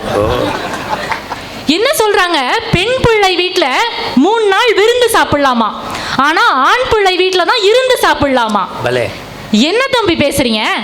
இன்னைக்கு பெண் பிள்ளை வீட்டுல 3 நாள் விருந்து சாப்பிட்டாலும் கௌரவத்தோட சாப்பிடலாம், ஆனா ஆண் பிள்ளை வீட்டுல விருந்து சாப்பிட்டா ஆட்சிமார்களுக்கு தெரியும் அந்த கௌரவம் இருக்குமா. மருமகள்கிட்ட பயந்து பயந்து கேட்கக்கூடிய சூழ்நிலை தான் இன்னைக்கு பல மாமியார்களுக்கு இருக்கு. அதுக்கப்புறம் சொல்ற திருவள்ளுவர் என்னென்னவோ சொல்லி இருக்கிறார். ஒன்னுடா, பாதிக்கப்பட்டவங்க கை தட்டலாமா வேண்டாமான்னு யோசிக்கிறீங்க. உங்களுக்காக தான் வருத்தப்படாத வாலிபர் சங்கம் உங்களுக்காக தான் பேசுறாங்க. தட்டலாம், ஒன்றும் தப்பு இல்லை. அதுலேருந்து ஒரு ஆட்சி வீட்டில் நடக்குது, மருமக செய்யறது இவங்களுக்கு தெரிஞ்சு போச்சு அப்படிங்கிறது. திருவள்ளுவர் என்னென்னவோ சொல்லி இருக்கிறார். அறத்துப்பால், பொருட்பால், காமத்துப்பால் என்னென்னவோ சொல்றார். ஆனா நாராயணன் கோவிந்தன் தம்பி எதை எடுத்துட்டு வந்து சொல்றாரு பாருங்க, வாளியை தூக்கி எறிவாங்களாம். திருவள்ளுவர் சொல்றதெல்லாம் விட்டுட்டார். இன்னைக்கு ஆண்கள் அப்படிதான் இருக்காங்க, தேவையானதெல்லாம் விட்டுட்டு தேவையில்லாதையே பேசிக்கிட்டு இருக்காங்க. அதுலயும் அப்துல் கலாம் கருகிய ரொட்டி சாப்பிட்டதை சொன்னார். அப்துல் கலாமுடைய அப்பாவா கருகிய ரொட்டி சாப்பிட்டாரா? ஆனா காலம் எல்லாம் அந்த அடுப்பங்கரையிலே ரொட்டி சொட்டு கொண்டே இருந்த அம்மாவை பற்றி நீங்கள் யோசிக்கவே இல்லையே. அம்மாவோட ரொட்டி எப்போதும் டாப்பு தான்மா. அது அம்மா உணவகம்னாலே டாப்பு தான். நான் சொல்றது நம்ம வீட்டு அம்மா உணவகம். உடனே டக்குன்னு இவர் பார்க்குறாரு ராமநாதர், இது நம்ம வீட்டு அம்மாவை சொல்கிறேன்ப்பா, நீ கவலைப்படாதப்பா. அதுக்கு முன்னாடி பேசின அண்ணாமலை அவர்கள், அவர் ரொம்ப அழகா பேசினாங்க. நம்ம சமூகத்துக்கே கிடைத்த மிகப்பெரிய சொத்து. அவர் சொல்றாரு, அண்ணாமலைய சொத்துன்னு சொன்ன ஆட்சியை இங்கதான் நான் பார்த்தேன். புரிஞ்சவங்க கை தட்டுவீங்க. ராமநாதன் பார்க்காதீங்க. இவங்க சொல்ற அண்ணாமலை, இந்த அண்ணாமலையை பார்க்கறது இந்த ஆட்சி நல்லதே நடக்கும். முருகா காப்பாத்து. இதுக்கும் எனக்கும் எந்த சம்பந்தமும் இல்லை. நான் அண்ணாமலை சின்னஞ்செட்டியை சொன்னேன். நானும் அதைத்தான் வழிமொழிங்க. அண்ணாமலை சின்னஞ்செட்டி அவர்கள் சொல்றாங்க, ஆயுத பூஜைக்கு ஆட்சிமார்கள் 3 நாள் லீவ் விட்டா கோவிலுக்கு போறாங்களாம், சுண்டல் வாங்கி சாப்பிட்றாங்களாம். ஆட்சிகள் இதை தான் 3 நாள் லீவ்ல செய்யறாங்களாம். எந்த காலத்துல தம்பி இருக்கீங்க? நம்ம சமூகத்திலேயே டைமண்ட் ஜுவல்லரியில கொடி கட்டி பறக்கிற மீனு சுப்பையா நம்ம சமூகத்தை சேர்ந்தவர்கள் தான். கனடா நீதிமன்றத்திலே இன்றைக்கும் ஒரு தலை சிறந்த நீதிபதியாக நம்முடைய சமூகத்திற்கே பெருமை சேர்த்து கொண்டிருப்பவர் ஜஸ்டிஸ் வள்ளியம்மையாச்சி தான். ஆட்சிமார்கள் என்னென்னவோ சாதிச்சுட்டு இருக்காங்க, இன்னமும் சுண்டல் சாப்பிட்றதையும் கோவிலுக்கு போறதையும் சொல்லிட்டு இருக்கிறார். அதை விட ரொம்ப முக்கியமான விஷயம், ஹோட்டலுக்கு போனா ஆனியன் ஊத்தப்பம் ஆர்டர் பண்ணுவாங்களாம். அது கூட எனக்கு வருத்தமா இல்லை. அந்த ஆனியன் ஊத்தப்பம் ஆர்டர் பண்ற ஆட்சிக்கு வெங்காயமே வெட்ட தெரியாதுன்னு சொல்றாரு. எப்படிப்பா இப்படி சொல்றீங்க? எதுவுமே இல்லாமயே எங்க ஆட்சி சும்மா குழம்பு வைப்பாங்க தெரியுமா உங்களுக்கு? ஆட்சி சும்மா குழம்பு மட்டுமா வைக்கும்? என்னென்னலாம் வைக்கும்னு எங்களுக்கு தெரியுமா? நடுவர் அவர்களே, எது வச்சாலும் அது குடும்பத்தோட மகிழ்ச்சிக்காக தான் வைப்பாங்க. நல்லா வைப்பீங்கம்மா. எங்க பக்கத்து வீட்டு பையன் சொன்னா, அம்மா நம்ம வீட்டுக்கு திங்கக்கிழமையில இருந்து சனிக்கிழமை வரைக்கும் நானும் நீயும் தான் இருக்கோம், ஆனா ஞாயிற்றுக்கிழமையானா ஒருத்தர் வந்து வந்து போறாரே ஒரு அங்கிள் யாருன்னு கேட்டான். அந்த அம்மா சொன்னாங்க, அது பக்கத்து வீட்டு அங்கிள் இல்லப்பா, அதுதான் உன்னுடைய அப்பான்னு சொன்னாங்க. அதாவது இன்னைக்கு அப்பாக்கள் வீட்டுக்கு வந்து போறதே அபூர்வமா இருக்கு. இவங்க தான் குடும்பத்தின் மகிழ்ச்சிக்கு காரணமா இருக்காங்களாம். ஆண்களை பொறுத்த வரைக்கும் ஒரு சராசரியான வாழ்க்கை வாழ்ந்தா அவங்களுக்கு போதும். காலையில் எந்திரிச்சோமா, சாப்பிட்டோமா, வேலைக்கு போனோமா, ராத்திரி தூங்கினோமா, அதுவே அவங்களுக்கு சந்தோஷமா இருக்கும். எஞ்சோம், சாப்பிட்டோம், வேலைக்கு போனோம், தூங்கினோம், ரிப்பீட்டு, சாப்பிட்டோம், தூங்கினோம், ரிப்பீட்டு, இதுவே ஆண்களுக்கு சந்தோஷமா இருக்கும். ஆனா எல்லா குடும்பங்களையும் நம்ம குடும்பம் இப்படியே இருந்துவிடக் கூடாது, அடுத்த நிலைக்கு உயர வேண்டும் என்பதற்காக முதலில் வீடு வாங்க வேண்டும் என்ற கனவை விதைப்பவள் பெண்தான். இப்ப எழுத்த வீட்டு சின்ன பையன் கார்த்தி ஒரு 10 திருக்குறள் மொத்தமா சொன்னான்னா அப்பா கேட்பார், அந்த வீட்டு பையன்லாம் எப்படி சொல்றான், உன் பிள்ளைக்கு ஒரு திருக்குறள் சொல்ல தெரியுதான்னு கேட்பார். ஆனா அதே அந்த பையன் நல்லா ட்ரைனிங் எடுத்து 10 என்ன 20 திருக்குறள் சொன்னான்னா அப்பா சொல்லுவார், ஏன் புள்ள எப்படி சொல்லுது பத்தியான்பார். அதாவது அப்பாக்களுக்கு பிள்ளை சரியா இல்லைன்னா அது ஓன் புள்ள, சரியா இருந்தா மட்டும்தான் அது தான் புள்ள. இப்ப குடும்பத்தின் மகிழ்ச்சியிலும் பெருமையிலும் மட்டுமே காலரை தூக்கி விடுறது அப்பாக்கள். ஆனால் குடும்பம் வீழும் போதும் தாழ்ச்சியில் இருக்கும் பொழுதும் அந்த குடும்பத்தை தூக்கி விடுபவள் பெண். ஒரு 5 வயசு பையன் ரோட்ல ஓரமா நடந்து போயிட்டு இருக்கான். ஒரு லாரி ஆக்சிடென்ட்ல அந்த லாரி அந்த பையன் மேல இடிச்சு கால் போயிருது. செயற்கை கால் பொருத்துறதுக்கு 3 லட்சம் ஆகும்னு சொல்றாங்க. ஆனா அந்த குடும்பம் இருக்கிற நிலைமையில ரொம்ப நிச்சயமா அவங்களால அந்த காசை புரட்டவே முடியாது, அவ்வளவு ஏழ்மையான குடும்பம். ஆனா பல இடத்துல கடனை வாங்கி காலில் விழுந்து பிள்ளைக்கு செயற்கை கால் பொருத்திடுறாங்க. ஆனா அதுக்கப்புறம் வாங்கின கடனை கட்ட முடியாம அப்பா குடும்பத்தை விட்டு போயிடுறாரு. ஆனா காய்கறி வித்து கூலி வேலை பார்த்து என் பிள்ளைய எப்படியாச்சும் பெரிய ஆளாக்கி காட்டுவேங்கிற வைராக்கியத்தோட ஒரு அம்மா உழைக்கிறார்.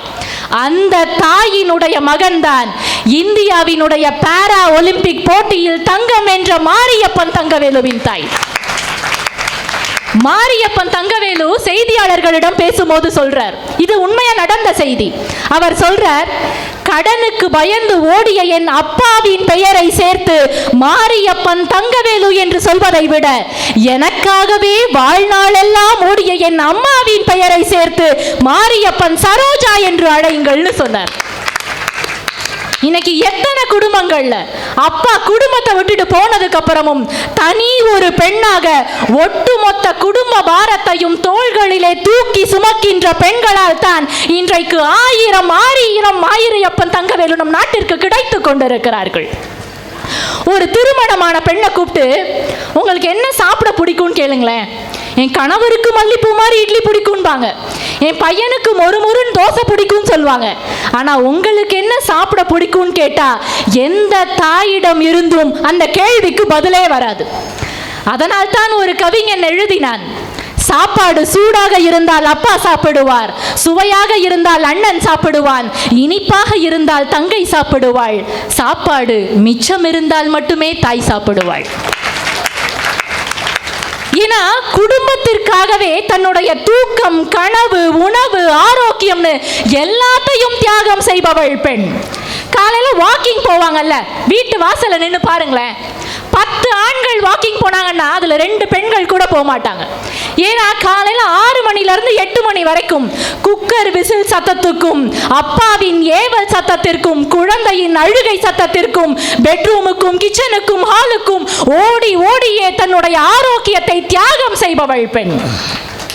அதனால் தான் திருவள்ளுவன் எழுதினான், தற்காத்து தற்கொண்டான் பேணி தகை சான்ற சொற்காத்து சோர்விலாள் பெண்ணு எழுதினான். எல்லாத்தையும் பார்த்துக்கிட்டு சோர்வே இல்லாம ஓடிக்கொண்டிருப்பவள் தான் பெண். இப்ப இந்த கும்பாபிஷேகத்திலேயே ஆண்கள் போய் சாமி கிட்ட வேண்டுவாங்க. என்ன வேண்டுவாங்க நீங்க கவனிச்சு பாருங்களேன். பெரிய சாமி பாட்டா பாடிட்டு கடவுளே காப்பாத்துன்னு சொல்லிட்டு வந்துருவாங்க. ஆனா ஒரு பெண் வேண்டதை பார்த்து கொஞ்சம் உத்து கவனிச்சு பாருங்க.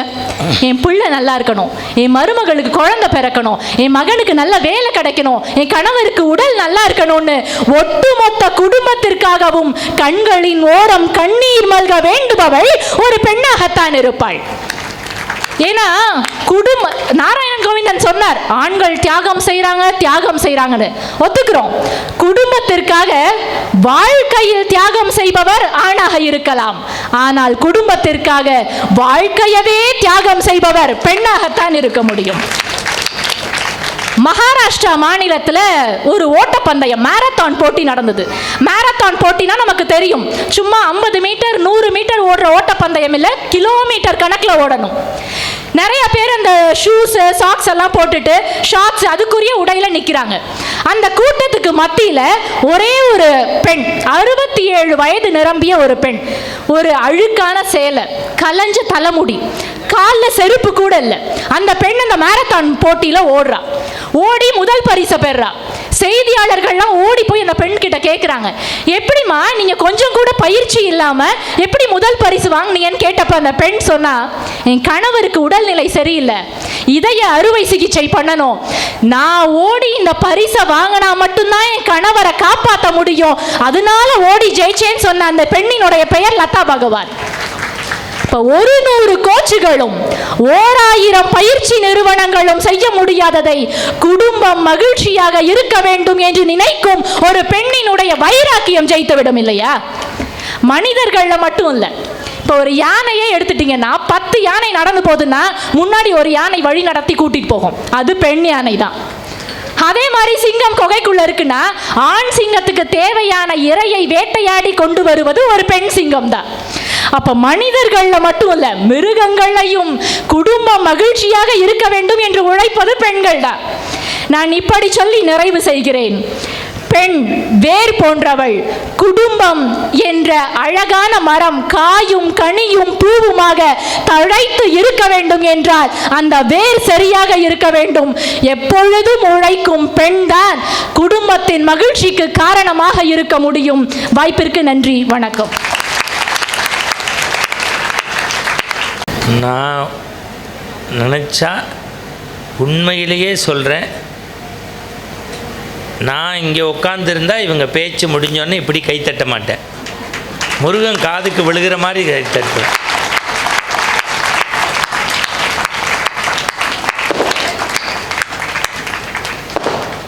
எல்லாருக்கும் சிற்றுண்டி இருக்கிறது, சூடு பண்ணுற வேலையும் நடக்கிறது, சூடோடும் சுவையோடும் நடக்கும். ஒரு 10 மணித்துளிகளில் என்னுடைய தீர்ப்பு முடிஞ்சிடும். நான் மீண்டும் சொல்கிறேன், ஒரு பட்டிமண்டபத்தை நடத்துகிறதுக்கு எங்களுடைய மரியாதைக்குரிய ஐயா ஜிடி ராதாகிருஷ்ணன் சார் தலைவர், KN Raman sir, VKN Achiyappan, Muthaiya, Velayudham, Jothimani, Chidambaram, Sabarathinam, Krishnan, இவங்களுக்கெல்லாம் ஒரு சிறு பிள்ளையாக இருந்து எல்லாரையும் எங்களை நெறிப்படுத்திய, அன்பு செலுத்திய ராமநாதன், அதுக்கு பின்னாடி இருந்த ஆட்சிமார்கள், இது எல்லாம் இவங்க மட்டும் இல்லைங்க. பணம் கொடுத்தவங்க, உடல் உழைப்பு கொடுத்தவங்க, சிவாச்சாரியார், பெயிண்ட் அடித்தவங்க, நம்ம யூஸ் பண்ணுற டாய்லெட்டை சுத்தப்படுத்துகிறவங்க, குப்பையை எடுத்து போட்ட அத்தனை பேரும் நல்லா இருக்கணும்னு ஒரு நிமிஷம் இடைவிடாத ஒரு கைத்தட்டு கொடுத்துடலாம். பத்தாது, பத்தவே பத்தாது.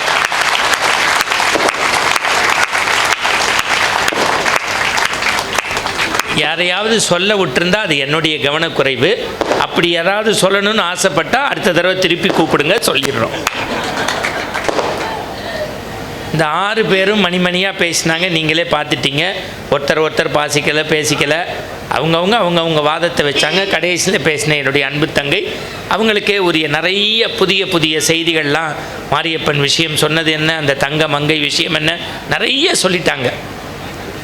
இப்போ தீர்ப்புன்னு ஒன்று சும்மா அது ஒரு சம்பிரதாயம். உடனே தங்கச்சி பார்க்குறாங்க, சுப்ரீம் கோர்ட்டு தீர்ப்பையே நாங்கள் மதிக்கிறதில்ல. காவேரியில் தண்ணி விடணும்னா விட்டோமா, டிஎம்சியை உயர்த்துன்னா உயர்த்தினோமா, இப்போ ஓன் தீர்ப்பை எவன் கேட்க போகிறான் இப்படின்னு ஒரு சந்தேகம் வரும். ஆனால் நம்ம ராதாகிருஷ்ணன் சார் கொஞ்சம் வித்தியாசமானவர். கொடுத்த காசுக்கு வேலை வாங்காமல் விட மாட்டார். அது நகரத்தார்களுக்கே உரிய. உடனே ராமநாதன் சிரிக்கிறாரு. 9 பவுன் செயின் சொல்லியிருக்கேன். இன்னொன்று, இப்போ தங்கச்சியை மறந்துட்டேன், வாரம் சுமக்கிறது பெண்கள், வாரம் சுமக்கிறதுன்னாங்க. இவங்க பையன் சுமந்துட்டு வந்தது என் தம்பி ரங்கசாமி.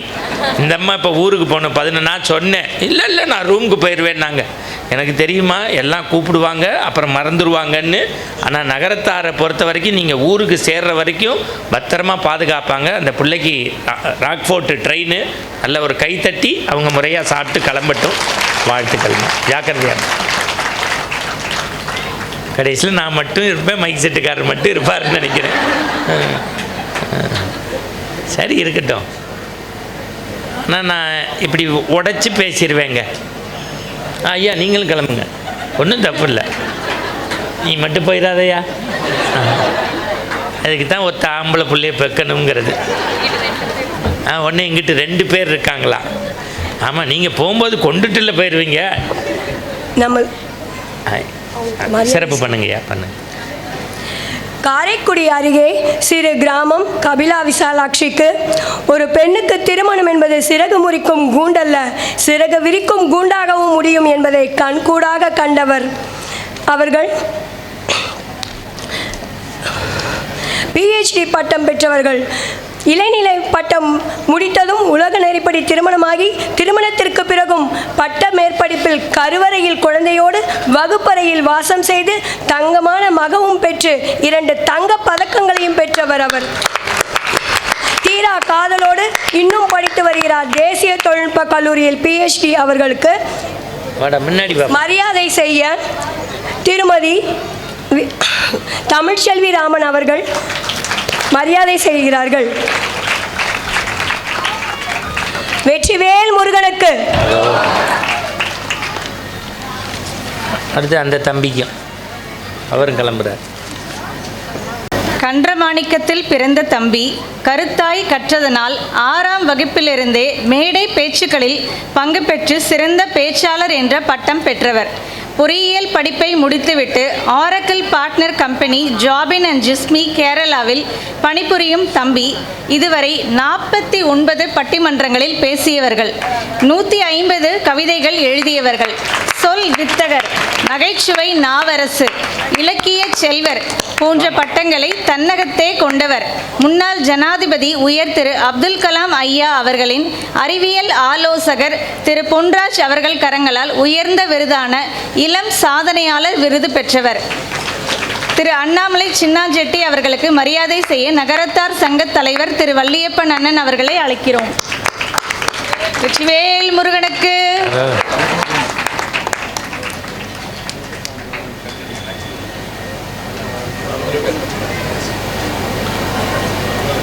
இந்த ஃபோட்டோ தான் பின்னாடி கொடுக்க போகிறோம் ஆல்பத்துக்குமா. தொடங்கிடலாம். எல்லாமே முக்கியம்தான், எதை விடுறது நம்ம? ஏன்னா பாரம்பரியத்தையும் பண்பாட்டையும் பாதுகாக்கிற சமூகம் இந்த சமூகம். இப்போ ஒருத்தருக்கு மரியாதை செய்யலைன்னா வருத்தம் இருக்கும்ல. எல்லாருக்கும் முடிஞ்சது, நம்ம எல்லோரும் சேர்ந்து போகலாம்.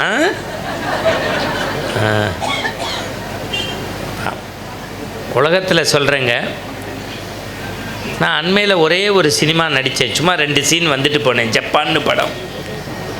1.25 வருஷம் எடுத்தாங்க. கிட்டத்தட்ட 50லேருந்து 60 கோடி ரூபா பட்ஜெட்டு. 3 நாள் கூட படம் ஓடலை, அது வேறு விஷயம். ஆனால் மறந்துடாதீங்க, 40-50 கோடி போட்டு எடுக்கிற சினிமா 40 நிமிஷம் நம்மளால் உட்காந்து பார்க்க முடியல. வெளியில் போயிடுறோம், இன்டர்வலுக்குன்னு காஃபி குடிக்கிறோம், டீ குடிக்கிறோம், பீடி குடிக்கிறோம். சரியாக 8:05க்கு கொடுத்தாங்க. என் கடிகாரம் 10:20. எனக்கும் காசுக்காக பேசுகிறதா இருந்தால் 10 ஜோக்கையும் 2 விஷயத்தையும் சொல்லிட்டு பேசியிருக்கலாம். 2 மணி நேரம் 20 நிமிஷம். இந்த 6-1 7 பேர் நல்லா பேசணும்னு சொல்ல மாட்டேன். நீங்கள் நல்லா கேட்டதுனால எங்களால் நல்லா பேச முடியும். அருமையாக அவங்கவுங்க எடுத்துக்கிட்ட வேலையை ரொம்ப சிறப்பாக செஞ்சாங்க. இப்போ ஆட்சி கேட்குறாங்க, உன் வேலையை நீ செய். எனக்குன்னு ஒன்றும் வேலை இல்லை, ஈஸியாக சொல்லிட்டு போயிடலாம். ஏன்னா நேரம் இல்லை, அண்ணாச்சி பார்த்துக்கிட்டே இருக்காங்க. இதில் என்ன கஷ்டம் இருக்குது? குடும்பத்தினுடைய மகிழ்ச்சிக்கும் பெருமைக்கும் சந்தோஷத்திற்கும் வெற்றிக்கும் காரணம் ஆண்கள் 50%, பெண்கள் 50%. நன்றி வணக்கம் அப்படின்னு முடித்தா ராதாகிருஷ்ணன் சார் என்ன சொல்லுவார்? ஏன் நீ லூஸா, இதுக்கு அவனை கூட்டி வந்தோம். 2.25 மணி நேரம் பந்தல் போட்டு சீரியல் நட்டு போட்டு சேர் போட்டு ஏற்பாடு பண்ணி 1 மாதமாக ஓயாது உங்களையெல்லாம் ஏற்பாடு பண்ணி கூட்டி வந்தால் நீங்கள் 50 நீங்கள் 50. வேறு ஏதாவது வித்தியாசமாக சொல்லியா? எனக்கு சிடி ராதாகிருஷ்ணன் ஐயாவை பார்க்கும்போது எங்கள் ஊரில் நடந்த ஒரு செய்தி தான் ஞாபகம் வருது. அதை சொல்லாமல் இருக்க முடியாது என்னால். எங்கள் ஊரில் ஒரு கணவன் மனைவி இருந்தாங்க. அவங்கள மாதிரி அன்பு யாருக்கும் கிடையாது. எல்லாம் இருந்துச்சு அவங்களுக்கு. கல்யாணமாகி செல்வம் செழிப்பு காரு பங்களா எல்லாம் இருந்துச்சு. பிள்ளை பேர் இல்லை. திடீர்னு 10 வருஷம் கழித்து அந்த அம்மாவுக்கு கரு வந்துருச்சு. 9 மாதம் நிறை மாத கர்ப்பிணி. டாக்டர்கிட்ட போய் ஸ்கேன் எடுத்தாங்க. ஸ்கேனில் ஆம்பளை புள்ளைன்னு பேர் வந்துருச்சு. தெரிஞ்சு போச்சு. அந்த புருஷங்காரன் சொன்னால், 10 வருஷம் உனக்கெல்லாம் தாலி கட்டி உன்னோட குடும்பம் நடத்தி ஒரு பிள்ளைய பெற்றேனே, நானாக இருந்தால் ஒத்துக்க மாட்டேன். எங்கள் அப்பன் சொன்னான்னு ஒத்துக்கிட்டேன். இருந்தாலும் எங்கள் அப்பன் இல்லாட்டி எங்கள் அப்பன் பேரை தான் வைக்கணும், மறந்துடக்கூடாது. என் பிள்ளைக்கு சீனிவாசன் சீனிவாசன் சீனிவாசன் சொன்னான். அந்த பொண்ணு கடுப்பாயிட்டா.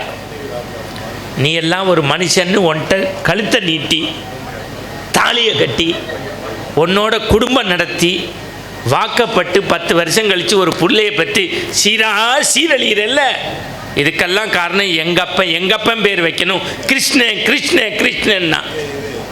அது வரைக்கும் அமைதியாக இருந்த வீட்டில் திடீர்னு சண்டை வந்துருச்சு. போகிற வரவெல்லாம் யோசித்தான், என்னடா எப்போ பார்த்தாலும் இந்த வீட்டில் சண்டை வருதேன்னு. அப்போ புருஷங்காரன் சொன்னால் எங்கப்பன் பேர் சீனிவாசன் வைக்கணும்னா, பொண்டாட்டி சொன்னால் எங்கப்பன் பேர் கிருஷ்ணன் வைக்கணும்னா, 2 பேருக்கும் பிரச்சனை வந்துச்சு. இப்போ ராதாகிருஷ்ணன் ஐயா மாதிரி ஒருத்தர் ஊர் பஞ்சாயத்து தலைவர் இருந்தார். கொண்டு போய் இவங்களை நிறுத்தி, இந்த குடும்பம் தெருவில் இருக்கிற வரைக்கும் எங்களால் குடும்பம் நடத்த முடியாது, பாத்திரம் பறக்குது பண்டம் பறக்குது, ஒரே சத்தம், என்னையா பிரச்சனைன்னு ராதாகிருஷ்ணன் ஐயா மாதிரி பஞ்சாயத்து தலைவர் கேட்டார். இல்லை 10 வருஷம் கழித்து எனக்கு ஒரு புள்ள பிறக்க போகுது, காலங்காலம் கழித்து கலியுக வருத, எங்கப்பன் பேர் சீனிவாசன் வைக்கணுங்கிற, அவள் அவங்கப்பன் பேர் கிருஷ்ணனை வைக்கணுங்கிறா, யார் பேர் ஐயா வைக்கிறதுன்னாரு. இதுதானே பிரச்சனை. உங்கப்பன் பேர் என்ன? சீனிவாசன். உங்கப்பன் பேர் என்ன? கிருஷ்ணன். சீனிவாச கோபால கிருஷ்ணன்னு பேரை வச்ச, 2 அப்பா பேர் இருக்குது, போய் கொஞ்சுங்கன்னாரு. அடுத்த நாள் டெலிவரி நடந்துருச்சு. 16 நாள் முடிஞ்சு போச்சு. புண்ணியாஜனம் ஐயர் பேரெல்லாம் எழுதினார். பட்டுப்பாவடை ட்ரெஸ் எல்லாம் போட்டு, அப்படியே ஆம்பளை பிள்ளைக்கே பொம்பளை ட்ரெஸ் போடுவோம் நம்ம ஊரில், தண்டையெல்லாம் போட்டு சங்கிலியெல்லாம் போட்டு, இந்த பெண்ணு தாய் இப்படி எடுத்து, என்னை ஆள வந்த சீனிவாச கோபால கிருஷ்ணா அப்படின்னு முத்தம் கொடுக்க போனால் புருஷன் கையை பிடிச்சிட்டான். நிறுத்துறி, எங்கப்பன் பேர் சீனிவாசன், உங்கப்பன் பேர் கிருஷ்ணன், இந்த கோபால எவன்டின்னா ஆமாங்க, இதை தெரியலையே எத்தனை நாளான்னாரு. திருப்பி போடா பஞ்சாயத்து தலைவர்கிட்டன்னாரு. அதுக்கு அந்த ஆள் சொன்னார், உங்கள் சண்டை உங்கள் வீட்டு வரைக்கும் இருந்த வரைக்கும் உங்கள் அப்பன் பேர், எப்போ என்கிட்ட கொண்டு வந்தீங்களோ எங்கள் அப்பன் பேர் கோபால இடையில வச்சேன்னாரு. அந்த மாதிரி இவங்க 2 பேரும் சண்டை போட்டிருந்தா இவங்களே வச்சுட்டு போயிருக்கலாம். எப்போ நம்மளன்னு ஒருத்தரை கூட்டிட்டீங்களோ அப்போ நான் செய்தி ஏதாவது ஒன்று சொல்லணும்ல. இந்த பக்கம் 3 பேரும் பேசினாங்கல்ல. நான் மேடைக்கு வரும்போது ஒரு புஸ்தகம் இல்லாமல் வர்றதில்லைங்க. இப்போ நான் ஒருத்தர் வரியை சொன்னால் எல்லாரும் கை தட்டுவீங்க. எல்லாம் அம்மாவின் பெருமையை, அக்காவின் பெருமையை, ஆட்சி பெருமையை சொன்னீங்க. ஒத்த வரியில் எங்கால் சொன்னா, முத்தம் காமத்திற்கான விஷயம் இல்லை, இது பெண்ணை பெற்ற அப்பாக்களுக்கே தெரியும்னா. இறந்துட்டார், 44 வயசு. நான் முத்துக்குமார்னு. நீங்கள் எல்லாம் படிக்க வேண்டிய இந்த புஸ்தகம் 2008 டாலஸில் கையில் எழுதி கொடுத்தாப்புல. ஆனால் இதை பக்கமாக படிங்கன்னு ஆனந்த விகடன் போட்டாங்க. ஒவ்வொரு புத்தக கண்காட்சியிலையும் 10 லட்சம் ரூபாய்க்கு மேலே விற்பனை ஆகுது. எல்லா பேச்சாளர்களுக்கும் சேர்த்தே சொல்கிறேன், யூடியூப்பில் பார்க்குறவங்களுக்கும். வாழ்க்கையில் நீங்கள் படிக்கணும். அம்மா, அப்பா, தாத்தா, பாட்டி எல்லா உறவை பற்றியும், அப்பனை பற்றி எழுதியிருப்பார். ஒரே வரி தான். சின்ன வயசில் திருவிழா பார்க்க போவேன், எங்கள் அப்பன் தோளில் உட்காத்தி வச்சு சாமி காட்டுவார். அந்த வயசில் எனக்கு தெரியல, இந்த வயசில் தெரிஞ்சது. ஒரு சாமி மேலே உட்காந்து தான் நான் இன்னொரு சாமியை பார்த்துருக்கேன்.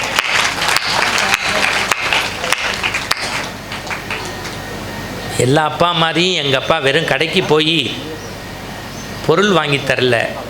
தான் தமிழ்வாதியாராக இருந்தாலும் கடன் பட்டாலும் எனக்கு புஸ்தகம் வாங்கி என்னை அறிவாளியாக்கணும்னு நினச்சாரு.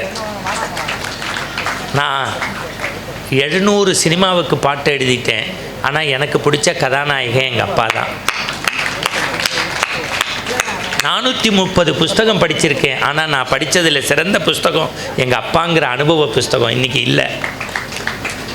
ஆனாலும் எங்கள் அப்பா என்னை விட பொண்ணு தான் ரொம்ப பிடிக்கும். நான் சைக்கிளை தொட்டால் கொட்டுவார், அவள் ஓட்டினா ஓட்டுடி ராசாத்திம்பார். ஓட்ட மட்டும் இல்லை, பிடிச்சிப்பார். நான் பிடிச்சிருக்கேன் ஓட்டு, நான் பிடிச்சிருக்கேன் ஓட்டுன்னு லுங்கியை மடித்து கட்டி ஓட்டுவார். அப்போ புச்சிக்கோ, அப்போ புச்சிக்கோ, அப்போ புச்சிக்கோன்னு சொல்லிக்கிட்டே வேகமாக போய் அப்போ விட்டுட்டியான்னு கேட்பா. அதுக்கு இந்த ஆள் சொல்லுவார், நான் அப்போயோ விட்டுட்டேன்பார். ஆனாலும் எப்படி தெரியுமாப்பா, அவள் தொட்டா நீ பிடிச்சிருக்கங்கிற நம்பிக்கை தான் அவளை ஓட்ட வச்சிச்சு. இந்த மேடையில் எல்லாம் பாடுறாங்கல்ல, சுதா ரகுநாதன், அதுக்கு முன்னாடி ஒரு அம்மா அருணா சாய்ராம், அதுக்கு முன்னாடி எம்எஸ் அம்மாட்ட இன்டர்வியூ பண்ணாங்க. அவங்க சொல்கிறாங்க, எல்லாரும் என்னைய வந்து குறையொன்றும் இல்லைன்னு பாடுறேங்கிறாங்க. இதுக்கெல்லாம் காரணம் என் புருஷன் கல்கி சதாசிவம். அருணா சாய்ராம் மேடையில் சொல்கிறாங்க, அமெரிக்காவில் அவங்க மாடு மேய்க்கும் கண்ணா வந்து காளிங்க நர்தனை பாடினா எந்திரிச்சு நிற்பான் ஆடியன்ஸு, டிக்கெட் கிடைக்காது. ஒரு நாள் என்கிட்ட கேட்குறாங்க, நான் சொன்னேன், உங்கள் சாருடைய பங்களிப்பு என்னன்னு. என் குரல் கெட்டு போகாமல் பருப்பு பொடி அரைச்சி கொடுக்குறாருல, அதுதான் பெருமைன்னு அவர் நினைக்கிறாரு. அடுத்த வார்த்தை, சுதா ரகுநாதன் எத்தனை கச்சேரிக்கு போனாலும் அந்த வீட்டை பார்த்துக்கிற ரகுநாதனுடைய பெருமையை நம்ம மேடைகளில் பேச மாட்டோம். தங்கமங்கை பிடி உஷாவை இந்த நாட்டில் தெரியாது. திருமணத்துக்கு பின்னாடியும் புருஷன் சொன்னான், உனக்கும் எனக்கும் திருமணம் நடந்து சராசரியாக நம்ம புள்ள பெற்று வாழ்கிறத விட உனக்கு வலிமை இருக்கிற வரைக்கும் நீ ஓடி ஜெயி, இந்தியாவினுடைய பாரத்தை தாங்கி பிடினால. அந்த பிடி உஷாவினுடைய கணவர் சைனி வில்சனுடைய கணவர்லாம் நமக்கு தெரியாமல் போயிட்டாங்க. ஆண்களுடைய தியாகம்ங்கிறது சில சமயம் நம்ம வந்து புறக்கணிக்கப்பட்டாலும் அந்த தியாகம் மறுக்க முடியாது. அது வணக்கத்திற்குரியது, வழிபாட்டுக்குரியது. அப்போ உடனே ஆட்சி சொல்கிறாங்க, நீ ஆம்பளை, அதனால் ஆம்பளைக்கு சொல்லுவேன். இந்த பக்கம் 3 பேர் எடுத்து பேசினதை ஒரே ஒரு செய்தி தான். அடுத்த 5 நிமிஷம் உங்கள் கண்ணில் ரத்தம் வந்தால் அதுக்கு நான் பொறுப்பு இல்லை.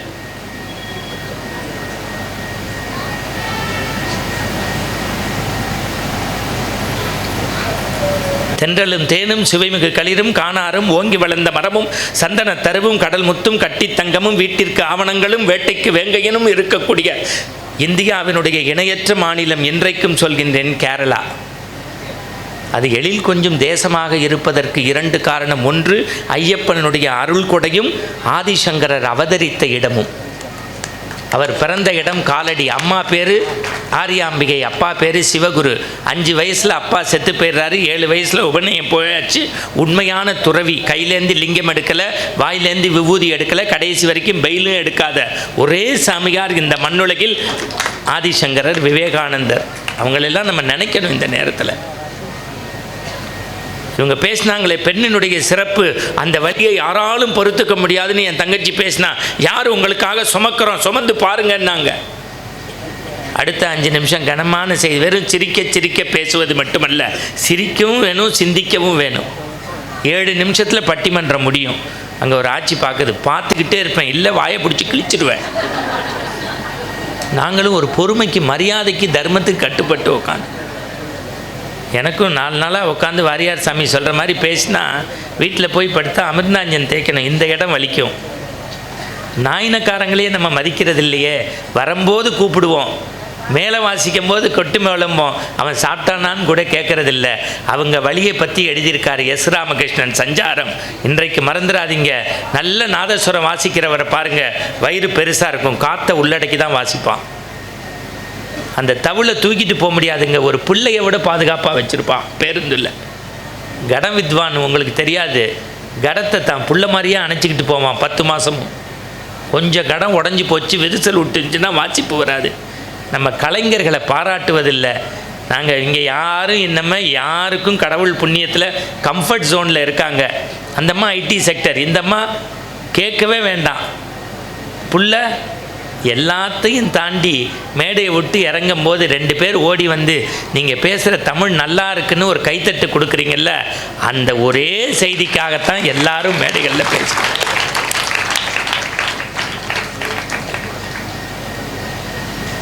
அந்த சின்ன புள்ள துறவு போகிறான், அம்மா ஆரியாம்பிகை அழுகிறா. ஒரு தாய் புள்ள இறந்துட்டா கூட மனசு தேத்திக்கிறாளாம், துறவு போகிறேங்கிறதுக்கு சம்மதிக்கிறதே இல்லையா.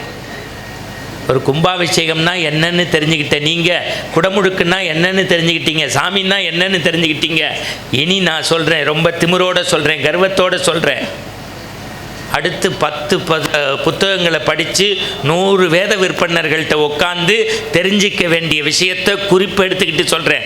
தமிழ்நாட்டில் இந்த செய்தியை மேடை தோறும் பேசியவர்கள், மீனவ சமூகத்தில் தோன்றி சிவாச்சாரியார் வீடுகளுக்கு போய் சென்று படித்து மேடையில் பேசிய, மேடையின் சரஸ்வதியாக இந்த மண்ணில் திகழ்ந்து இன்றைக்கும் ஆங்கில இலக்கியம் படித்தாலும் தமிழை காதலித்து எங்களுக்கெல்லாம் ஒரு தாயார் நிலையில் இருக்கக்கூடிய தூத்துக்குடி இளம்பரை மணிமாறன் அவர்களை நன்றியோடு நினைக்க கடமைப்பட்டிருக்கிறேன்.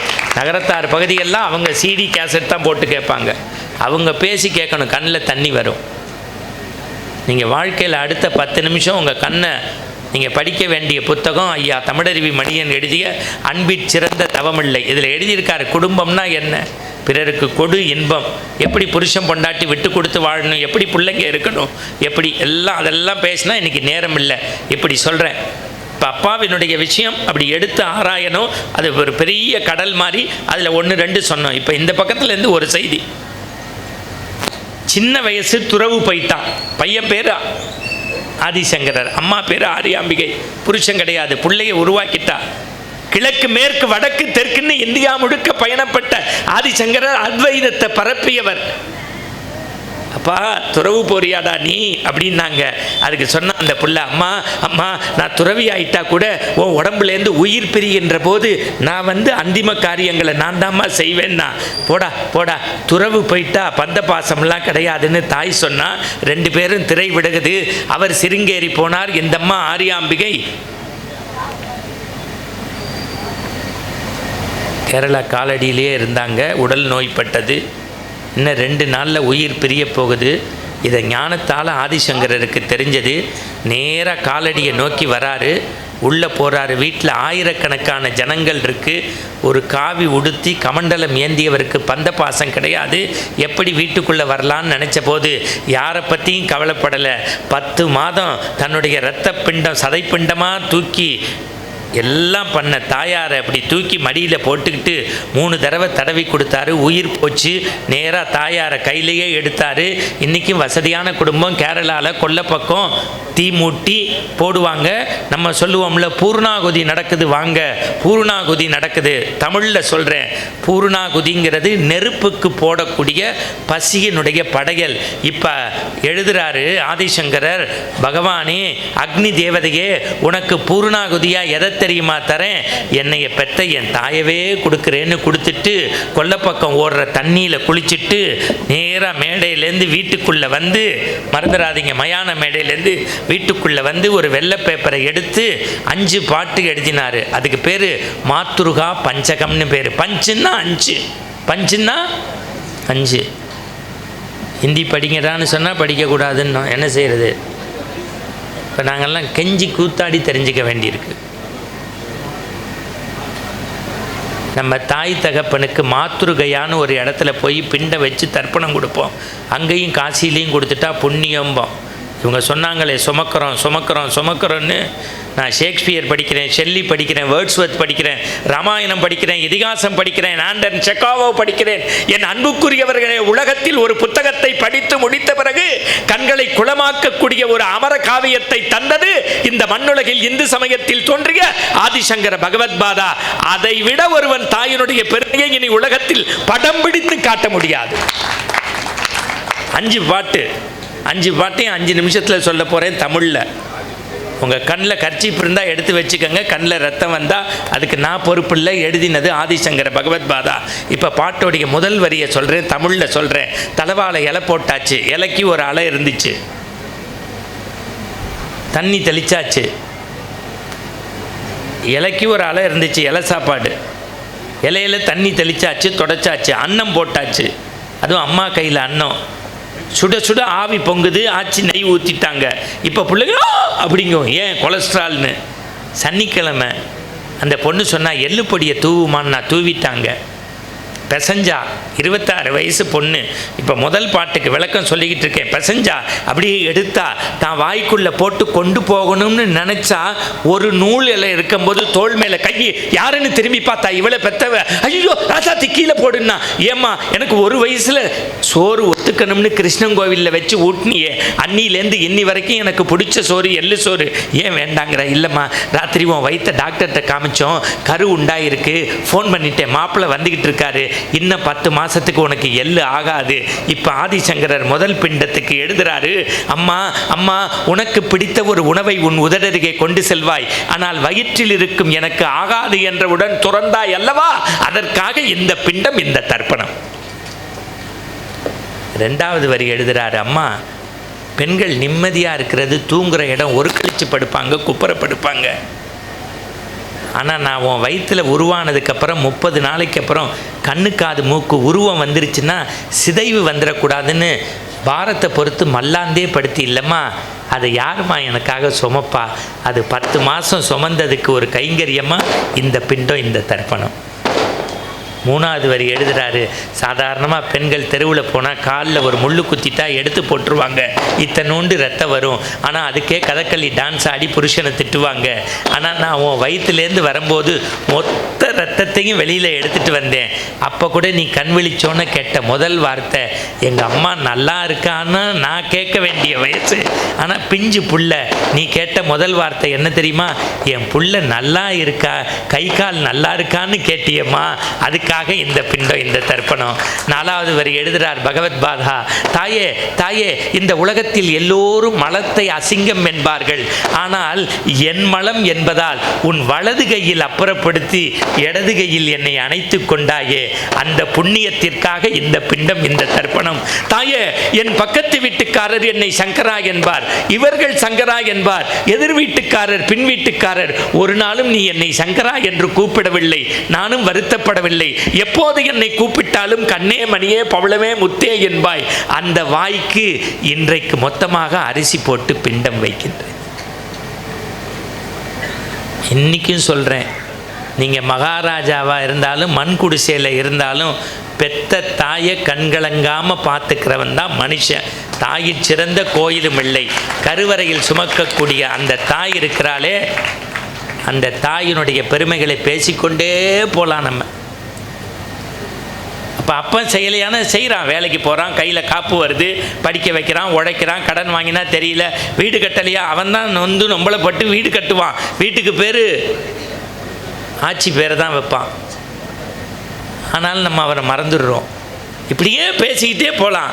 ஆனால் நேரத்தினுடைய அருமை கருதி ஒன்றே ஒன்று, குடும்பத்தினுடைய மகிழ்ச்சிக்கு 2 பேரும் காரணம். பெக்கிறது இவங்க, வளர்க்குறது இவங்க, சம்பாதிச்சு தர்றது இவங்க. என் தங்கச்சி சொன்னா, சேர்த்த பணத்தை செலவு செய்ய சிக்கனம்மா அம்மா கையில் கொடுத்து போடு செல்லக்கன்னு அவள் 600 ஆக்கிடுவா. ஆனால் நம்ம பையன் சில சமயம் தண்ணி போட்டுடுறான்.